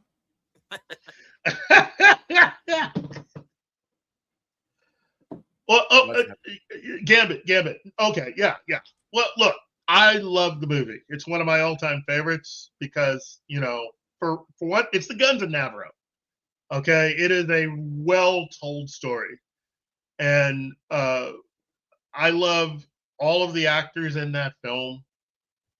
And like I said before, when I bought the novel and I sat down to read it, oh my goodness. I just enjoyed that story. It's really funny though. The sequel was originally supposed to star Gregory Peck and David Niven, but it took them over 10 years to finally get financing for it. And and he, I forgot his name. The guy who wrote it, Alistair MacLean. He got frustrated and went ahead and adapted the screenplay into a book, released the book. So when they finally made the second film, which was almost 20 years later, the actors were too old to play it, so they had to recast everybody. And everybody goes, "Oh, that movie that was adapted from the novel." I went, "No, it was always a script."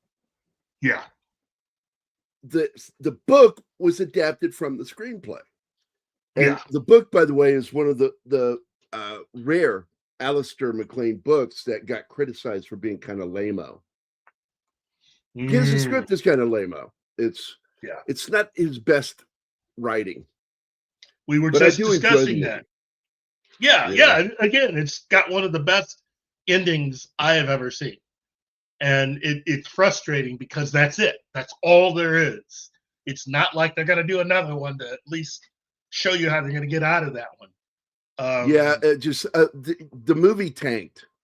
And so there was no chance of them ever doing another film. Just period. It's sad. Yeah. But that's a fact. But I thought I would share something with you. Like over on Critical Drinkers Facebook page group, share screen, entire screen. Here we go. Sure. So there you are. Oh, sorry. I was adding it, so I just assumed I was going to add it. So there you go. Critical Drinker. It's got this save the date 4/26/26, and then this guy here says, "Never understood why Americans write their dates so wrong. It does my head in." So then I felt like, well, you know what? I'm gonna respond to you. So I will try to read it here. Because we don't follow trends, I'm a bit surprised that Scott doesn't know this. But actually, it wasn't Drinker that posted that. So I had to edit that, and I said, if anybody should understand it, it's somebody from Scotland. We are the United States, the best and oldest nonconformance since 1776. Right? All joking aside, we write it that way because that's how we say it. We say month, day, year.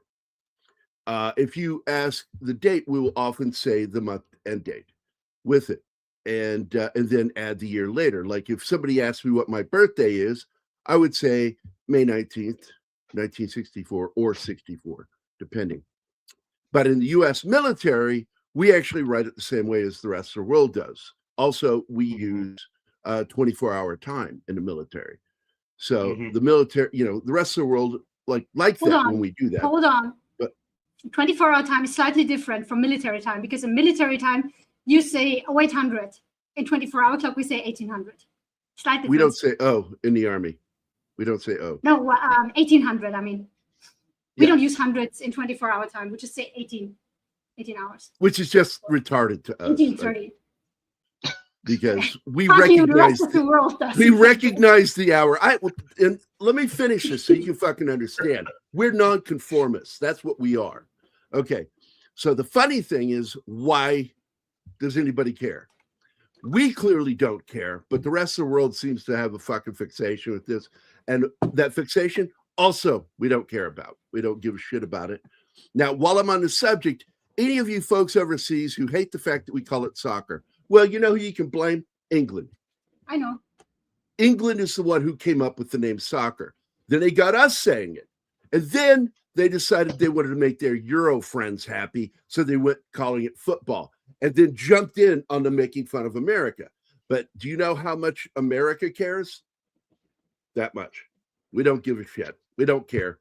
We're not really a soccer nation, but we are slowly learning to really appreciate it. And you can see that this year with our team kicking ass, which is really what it comes down to. Traditionally, for the most part, Americans don't care about being popular with other people. We only care about winning fights, winning matches and games, and rooting for the underdog. We really are the oldest nation of nonconformists. We never started a world war, but we finished 2 of them. And by the way, you're all fucking welcome.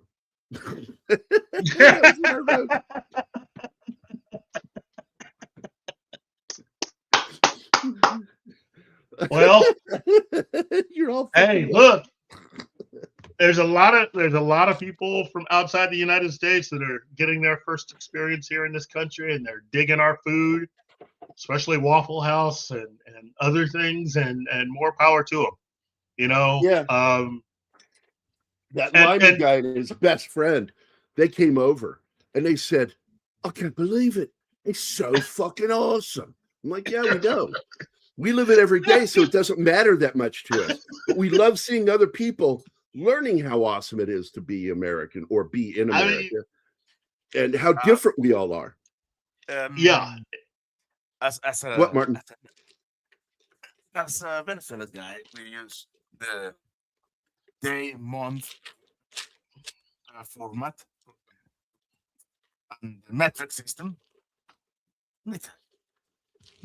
Well, it's funny Why? because I'm Wait, comfortable wait. with the metric too. Why do I care what other people uses? It's not my. It does not affect me. I don't Yeah, it's care. true. If it works for you, works for It doesn't you. really matter. What works for me, works for me. That's it. You see, with that answer to that comment, like, listen, what was the guy said? I can around, put my head around that. But why do you?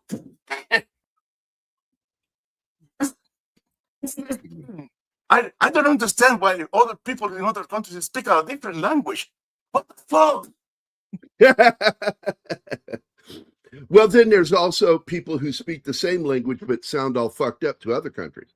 Because Anima, talks about how Austria can't stand the way Germans speak German, and I got to admit, I don't like a lot of what I hear from Germans, for the most part. I do like, as I've learned, because of Anima. Okay. The variants are okay. I was getting ready to say, let me finish before you interrupt. I said, I actually like the way Bavarians sound, and there are certain areas in Germany that have really nice accents. But for the most part, like if you're from Berlin, you can stop talking German to me right now. I'm not interested in it. Your tone really annoys me. Yeah. But I do like, I love German the way Austrians speak it. It sounds nice. And the same thing with Bavarians. And I'm guessing it's the areas near Bavaria in Germany that probably have the better German. Yeah. And but past that, it's like, it's so harsh. And I said that to her, like when I met her, I'm like, my problem with German is just such a blunt, brutal sounding language, and I just don't like it. And it's the only foreign language I speak the most of. Quarter pound. Oh yeah, right. We've all seen Pulp Fiction, bitch. No, The Royale. no, it's not The the Big Mac. Royale. It's Royale with cheese. The Royale with cheese. Yeah, no, that was the Pulp quarter Fiction. pounder. That was the quarter pounder. It's the Royale with cheese. And well, what do they call the Whopper? I don't know. I didn't eat a Burger King. Great scene. I got to great tell line. you. Well, look, he is not the best writer in the world, but if it comes down to a discussion of dialogue, I don't think anybody writes dialogue better than Quentin Tarantino. His dialogue is so fucking snappy and good. His problem is he doesn't follow the rules of structured storytelling. And I get frustrated with him with that because the dialogue is supposed to be there to push the story forward all the time. No, he wants feet to push the story forward. He wants feet. That's one of his problems. Well, But I want to go back to this one. I've had Canadians write the date on paperwork backwards from us. And I always had to look real hard because I thought they wrote. No, look, if I don't know where they're from and I'll see the date written in a weird way, I'm like, wait a minute, that can't be a month. That says 18. So that's got to be the day, month. Yeah, okay, I see. It'll take me a second because we write very casually, the same way we speak in America. It's just casual. You don't walk up and go, I was born on the 19th of May. You would sound like a pretentious fucking douche nozzle. We just say, oh, May 19th. That's all we do. And so because of that practice, Americans write dates that way. And they finally started teaching it that way in school. And so there you have it. That's why we do it differently from everybody else in the world. That and because we don't fucking care. The Japanese are even weirder because the Japanese go year, month, day. Oh, that is just... That's so logical. That is so logical. I don't like it. For filing stuff, it absolutely makes sense to go by the year first. Year first, because that's where you're going to file it first. Yeah. And then I wish everybody did that way. When I first heard of when it comes to filing, it should be done that way. But if you're casually writing a letter and want to write it year first, it'd be really weird. This is it. That letter is not going to be filed. And if it gets filed, you are involved with somebody really fucking weird that has to file personal letters. That's just like, that's a crazy person. I find everything. When I first heard the word football, I thought of gridiron football. Yeah. Well, here in America, they say, why do you call it football? I said, well, you start a game with a kickoff. And that's really why. That's the only that's why. Foot contact, though. It is I will not be thrown into this discussion again. It is also designed, right. It's not designed for kicking, but kicking works with it because of the way it was designed. It works a lot like a rugby ball, but it's perfect for throwing. It's perfect for throwing or tossing. It's got a great shape for catching too.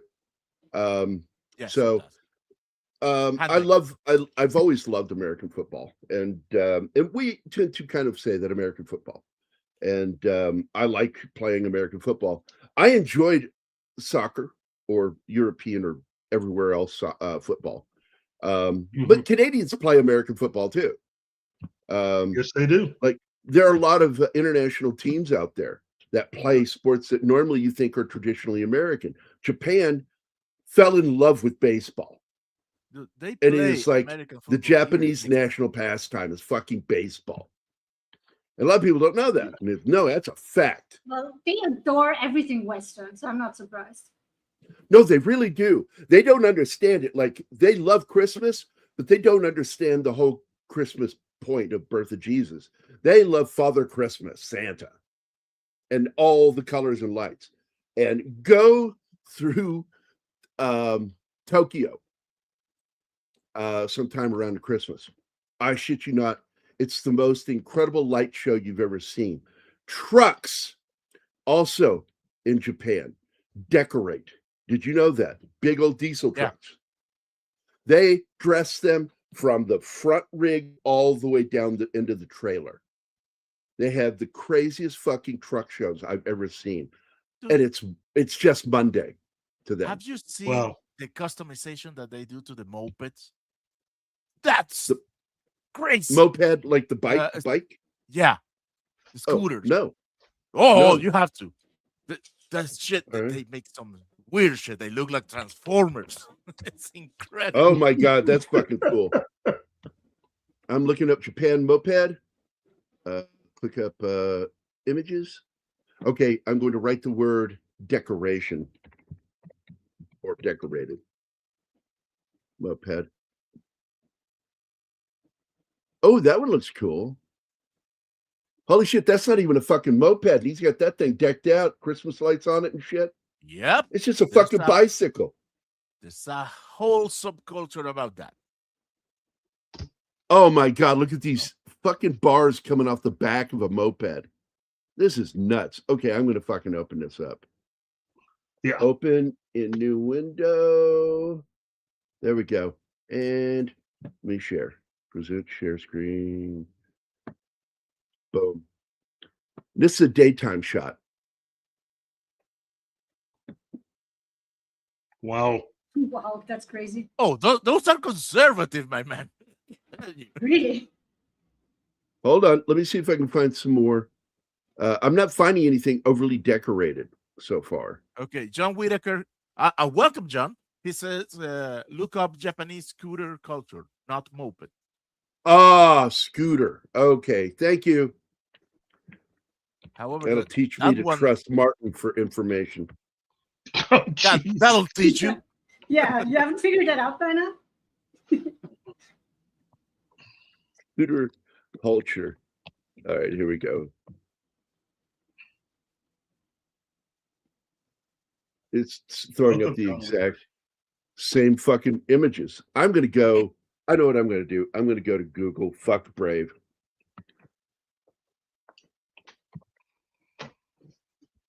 I just know Brave doesn't spy on me when I do my searches and report me for the porn I look for. Yeah, it doesn't give you the material though as well.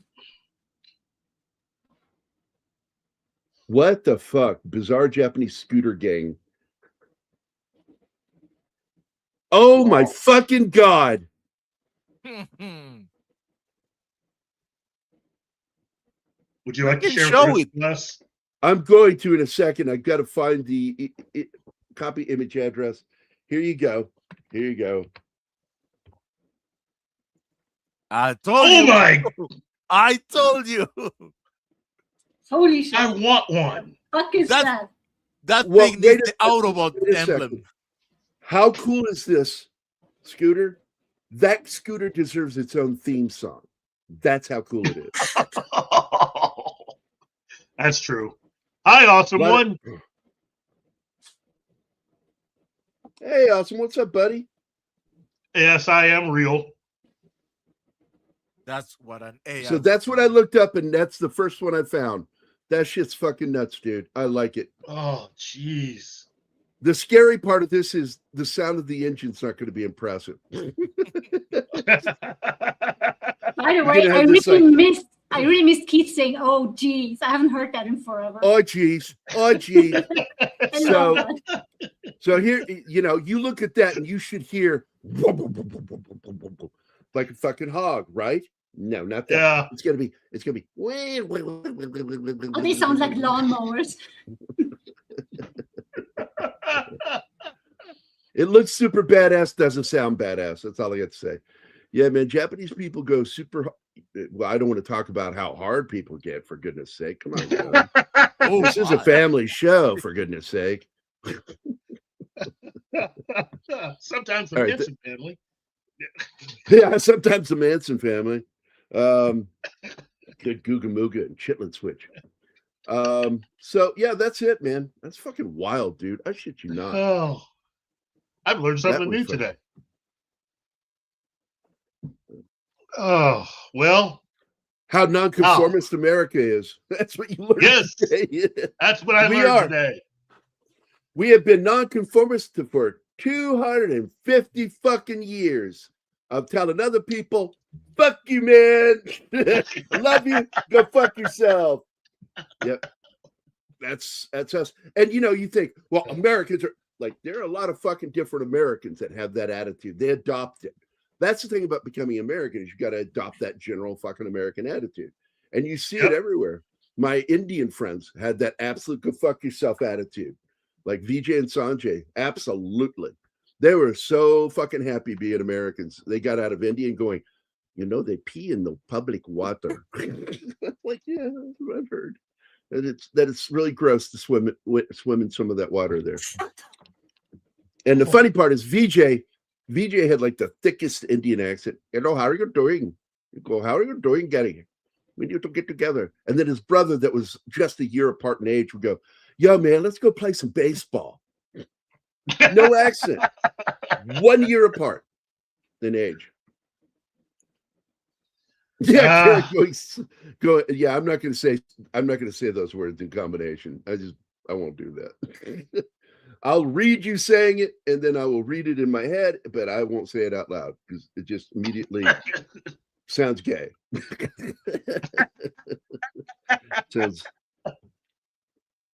just too gay for me to say. Well, look, speaking of someone that remembers the bicentennial, this whole 250 celebration is really making me feel my age this year. Oh, dude, I was there in DC for the bicentennial. Yeah, I've told this story before. It was like when it was all done, it was the biggest 4th of July show I've ever seen in my life. Most incredible. And I was up near the monument, the Washington Monument, where we're at. We're all along the mall from the Capitol building, millions of people from the Capitol building all the way to the Lincoln Memorial. Packed. Wow. And the fireworks show was over. And then it was time to go home. And we were a fucking army walking through the streets of DC. We couldn't walk on the sidewalks. We were going down the streets. And right after we turned that first row of buildings, all of a sudden confetti comes down on us. And people were throwing confetti down as everybody walked by to go back to their cars and shit. It was fucking nuts, man. It was a great night. I'll never forget that. Wow. And it's going to be the biggest fireworks show in American history, July 4th. And I wish that I could fucking go there, but I'm not going to go back to DC until Anima is here because I want to take her. Yeah. Anima, you're going to enjoy DC. I'm telling you. I know. I can't wait. And I got a step further today because I got another appointment in 2 weeks, and then the paperwork is done. I can send it in, and then all I got to do is wait for the interview and the appointment for the medical, and that's all. She's been dealing with the vaccinations. Her favorite part. Oh. Well, Jason Brazier is in DC right now. And I don't know if he's ever been before, but I told him he had to go to the castle. To me, that's as soon as I learned about that place, it's just amazing to me how many times I've talked to people about DC, and people that have been there have never told me to go to the castle. You got to go to the castle. It's like I keep telling people, it's great, it's fantastic. Is this the question you mean, Willie? Yes. And he asked for a more succinct version. I would say the first and always the script. It's like building a house, right, Martin? You start with your foundation. The script is your foundation. Look out for plot holes.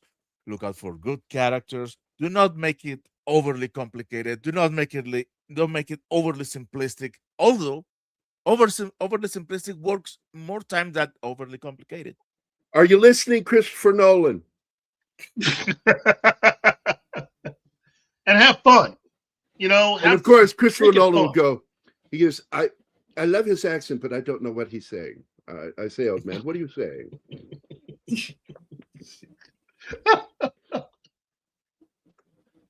Oh, you know, just bring back fun in whatever you do as far as making films. That's one of the things I miss about them. That's another part of the process is make your story fun. and it starts with the story. I always tell people, write your outline first, then write a detailed synopsis, and then start doing your breakdowns.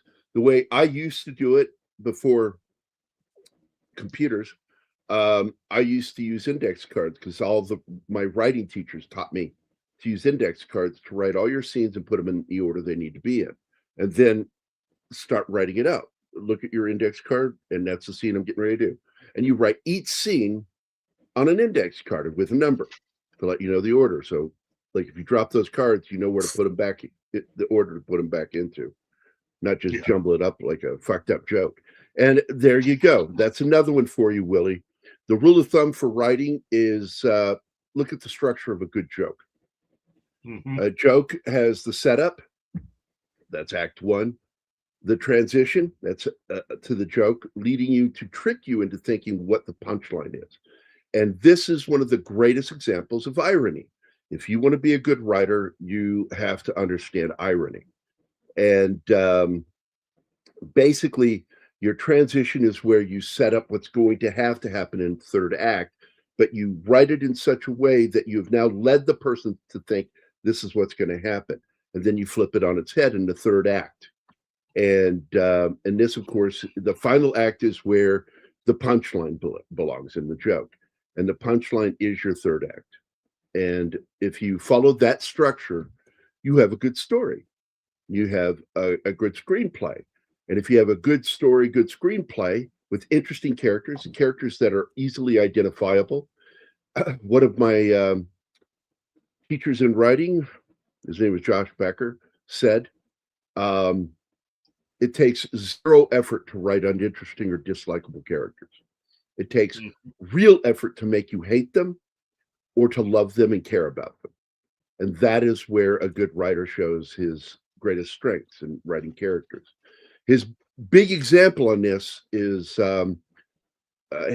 antithetical version is the movie, which I like, but I understand what he's saying, is the movie with the dude, what's it called? The Big Lebowski. Yeah. You know, he's told them to their faces, because they all know each other, by the way. Josh was friends with the Coen brothers. And he told him, he says, there's nothing interesting, really interesting, or to care about with your characters in that story. There's nothing. You know, it's just the performance by the actor that makes you like them at all. And you should be able to like them through the writing. You should care about them through the writing, not just by the performance by the actor. So there we get into it. Now you get the script to the director. You need a director who understands it and it isn't going to fuck with it and change it. Ridley Scott. And Ridley Scott, when he leaves the script alone, good movie. Ridley Scott, when he fucks with it, it's all over the fucking place. Makes no sense. Deckard's a replicant. You know, just ridiculous shit that makes no sense to what the story's trying to tell you. But when he sticks to the script, it's fucking good. And what I loved is with Gladiator, Russell Crowe kept him on point, which is that famous story where he admitted, all right, bad idea. I always come up with bad ideas, and I think they're great. But you pointed out how dumb it is. And he needed somebody like that with Blade Runner, which was Harrison Ford. But sadly, the movie didn't get finished, so that's why it was permanently fucked up from the get-go. Because he never finished the movie. It was never finished being shot. So we just tried to make, what's that line from yesterday's movie? We're trying to make chicken salad and not chicken shit. You know, out of chicken shit. And well, no, that's not a good idea. That's just gross.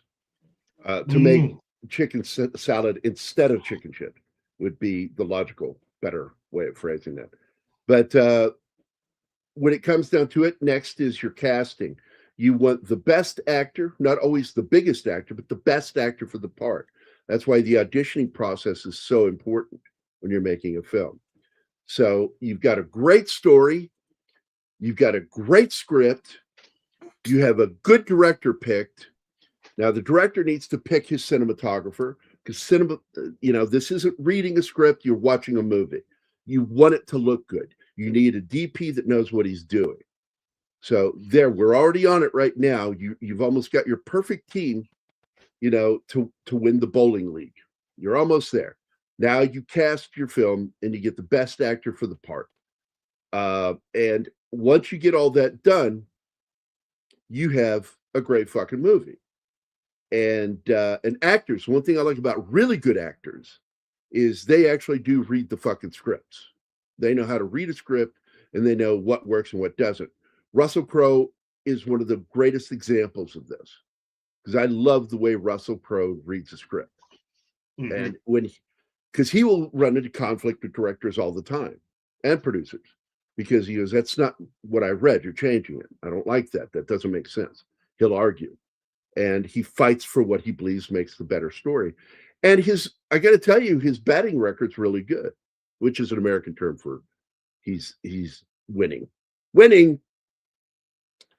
And for me, that's my opinion on that subject of a great film, how to make a great film, what makes a great film. The foundation, the framing, and then the eventual finished construction. And that's it. Wow. Right, Keith, your turn.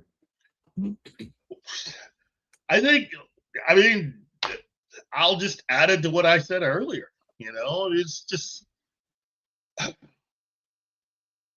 try to have fun and allow that fun to show through in what you write, because way too many people try to be serious. I mean, a lot of people write like they have something stuck up their backside sometimes. And even in certain comedies, they write very stiff.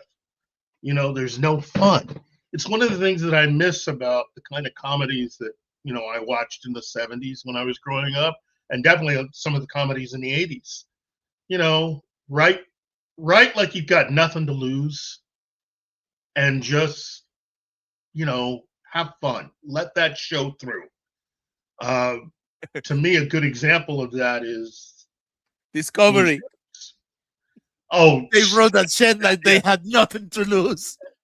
But also Blues Brothers. Blues Brothers is a good example of just writing and having fun. You're taking two characters that were initially invented to just be a skit on Saturday Night Live and expanding it to a movie, and it really does seem like they were just writing to have fun with these characters.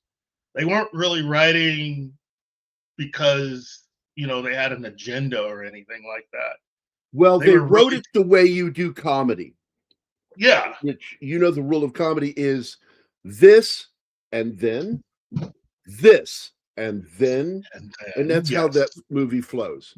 It's like, well, what happens next? It's a big setup to the final joke, the punchline, which is, Jake really was at his best in a way when he was in jail. And ultimately, he brings his family to where he's at his best, which is jail. I mean, spoiler, but, the movie's been around for several decades. So, I just, between that and Animal House, which... Animal House. Animal House is just one of those films that every so often I'll find myself thinking about. And it's because I think for me, some of the things that became what comedy truly was when I got older was because of that film, this and then, but it's also a series of stories. And what you're getting is stories from National Lampoon, and loosely based on things that actually happened, but punched up a little bit because it is Hollywood. But again, don't be afraid to have fun. And you can tell everybody that's in that movie is having the time of their lives. They are just having the, and you want, and that's the other thing. In a comedy, you should want to be with everybody. If you're watching a comedy and you're just giving dry laughs, that's one thing. I mean, if the director is going for that. But what I miss out of a lot of comedies that I grew up with is that you wanted to be with these characters. You want to be with Jake and Elwood. You want to be with the guys from Delta. You know, that's missing. And it's comedy is not easy. In fact, it's really hard. But I think if you can write good comedy, you pretty much have yourself set up for being able to write just about anything else. Just about. But how, again, I keep saying it because it keeps being true. Have fun. And have that fun show through. You know, it doesn't do anybody any good if for you the only fun is when you're writing it, you're having all the fun in your head. If none of that is communicated through your script, it's going to be hard for your actors to do it. Unless you're hiring actors that are just geniuses, you know, people that love to just riff on anything. And that's kind of different there. Now you've got a production where you're surrounded by people that just want to go off on a tangent. And that's a different kind of movie. That's a Christopher Guest film, is really what that is. And there's nothing wrong with that. There's nothing wrong with that at all. But realize you have no real control when you go down that road. You know, as a filmmaker, you know you're giving up control to the actor. And you have to really trust that actor to do that. If you want Vickman's Girl. Them, hey, Vickman's Girl. If you want them to do that, you have to really trust them and realize that even in a film like what Christopher Guest makes, he's got a beginning and he's got an ending, and the rest of it's pretty much you trying to get those actors to where you end the film. You get them to a certain point. And some people, even what they do when they begin the storytelling process is they get the general idea of what they want at the beginning and what they want to have happen at the end. And then they find a way to transition between the two. And that's your second act, is how to get from point A to point C. You got to find B. And that's one way of doing it. Writing is, you know, it's a, you know, like if you think writing is always treated like an art, you have to see the movie The Room. It's clearly not an art with that guy. I did not. It's, you know, but when you get like, look, I got to tell you, another guy I know gets it. Two guys is Matt Damon and Ben Affleck. They actually really fucking understand story structure, and I respect those two more than sometimes I respect Ridley Scott, because Ridley Scott doesn't understand irony, and I don't think he understands story structure at all. And proof of that is anytime he interferes with the screenplay, changes shit, it really fucks the movie up. And he doesn't see that. And that's because he's a visual guy. He's not a story guy. Yeah. So, but anyway, I just shared with you guys the Kazu Choice's channel link to go see his finished scene where Gaff confronts Deckard for the first time, and it's the full scene as scripted in the final script by David Peoples. And of course, the city speak used in the film was actually created by none other than Edward James Olmos. He's the one who invented. We knew that it was called city speak, but he actually created the language and did the scene in the film. And he's doing it in the car too, using city speak, but they ended up deciding not to let us hear what he's saying and instead hear the narration and the music of you know, him giving Deckard shit while they're flying. Like one of the threats he gives him is I should put this spinner into a nosedive and put those noodles all over your body. That's what I should do, because he doesn't like Deckard. Yeah. And I think that by taking that out, you kind of lose how much he doesn't like him. And basically, yeah, there's all sorts of shit. Yes, Swedish. In fact, one of the things that that he says, Gaff says, when he argues with Deckard, because Deckard says, I don't know, what's he speak? And he says in Hungarian, horstick, which is like saying bullshit. And it was just kind of one of those things that Edward James almost researched, found out, and wrote that his lines to say that shit. Wow. And I don't know. I like stuff like that. I'm trying to write in a way that won't make my teachers cry. Well, thank you in advance. I've often found that sometimes even stuff that we create just for ourselves, meaning it not being something that you're ever going to really release, will help you with certain things that you're wanting to understand. I once tried to write an updated version of Metropolis.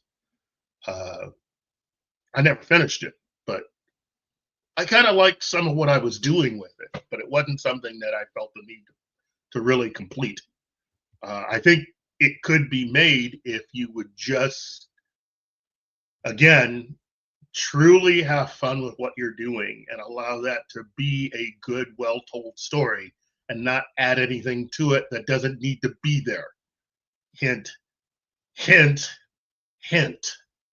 You don't need to put anything else in that story. It's got everything you need. If you need to add something to it, if you really wanted to add something to a story like Metropolis, you could do more in understanding what it's like to grow up in that environment for those who live above. Try to find a different way of communicating that other than just through, excess. It's when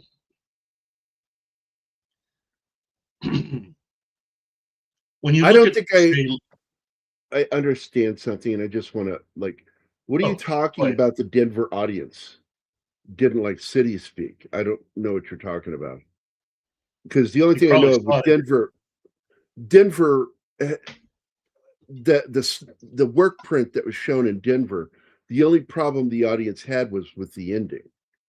I never heard of any issues with City Speak in Denver. Never. I don't know of anything dealing with that. And I'm pretty, well versed in the world of the shit that happened on Blade Runner and all the showings. I just never heard of that. If you know something I don't know, man, share that with me, because I've never heard that. Only thing I've ever heard is that the preview that was shown in is March of '82. They had a work print preview of the film, and the audience did not react well to the ending of the film. They were confused by it, didn't understand what's going on here, which led to the additional scene being shot.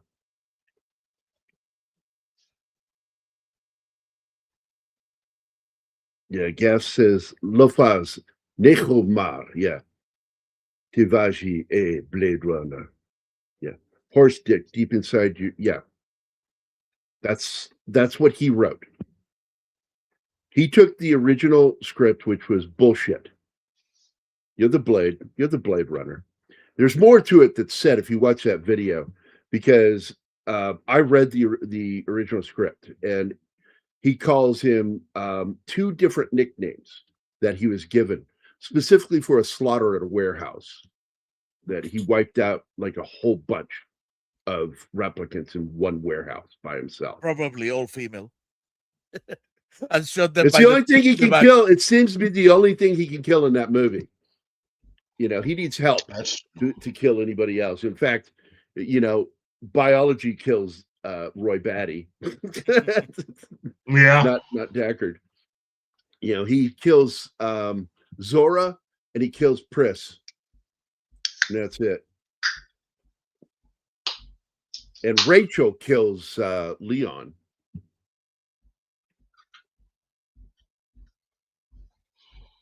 And then the owner of the food joint replies, he say, "You Blade Runner." Yeah, don't put that L in there. It's R. It's Braid Runner. Man, I like how in the Fifth Element they made a nod to that scene with the Yep. Went up the apartment, the Yeah. floating noodle barge. Tell them I'm eating.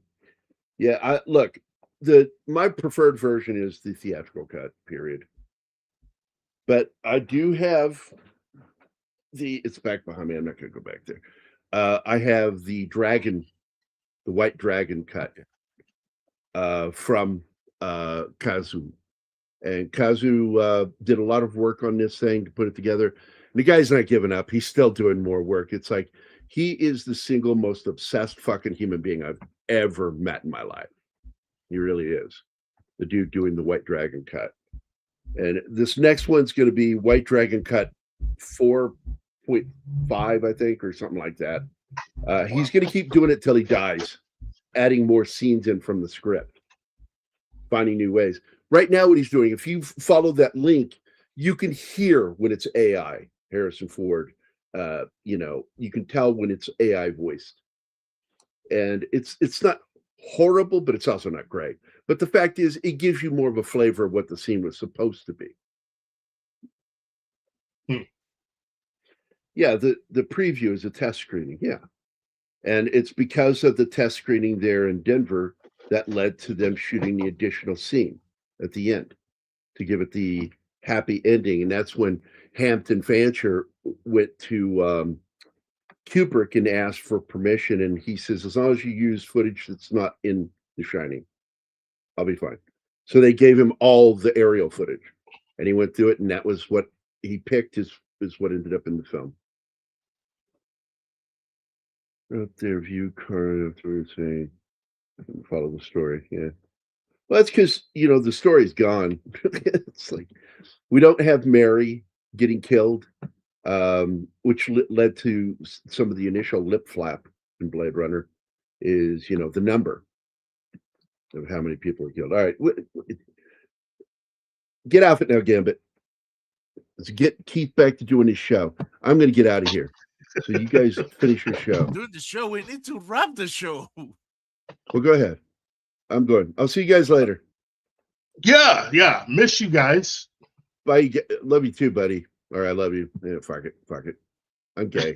All right, bye. But this was fun, but I'm out of here too. So, bye, Anima. have a good rest of the show, guys. Bye. Thank you very much, Anima. Okay, well, let me just say, first of all, thank you to everybody for sticking around. This has been a lot of fun. And again, it is always it's always great to have people that give of their precious time to just listen to me go on. And I do that ad nauseum sometimes. I want to thank, of course, Anima and Gary. I'd also like to thank Finkman's Girl, Awesome One, John Whitaker, Black at 25, Stessis Geek, Willie the Monkey King, Real Popcorn Geek, Power Ranger Donnie, James Caserta, Gambit, and of course, Andy Morrow. Hey, yes, waving to you too. It is a true privilege and an honor to be able to do this every week for you guys. I'm a very, very lucky man to get an opportunity to do this. And thank you for that opportunity. So, until next time, for all of us here, Pop Culture Minefield channel, and of course, here on the show, Martin and myself, have a very, very good day, everybody. Bye. See you tomorrow.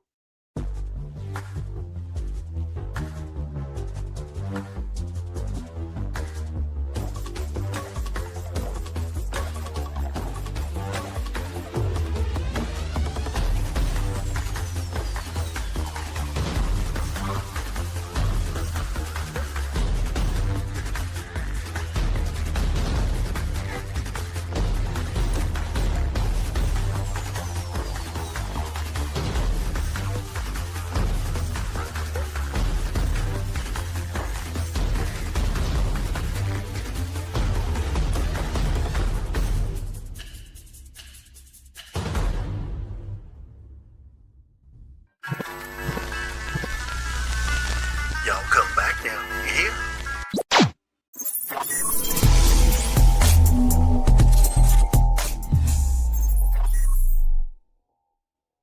Matt Damon.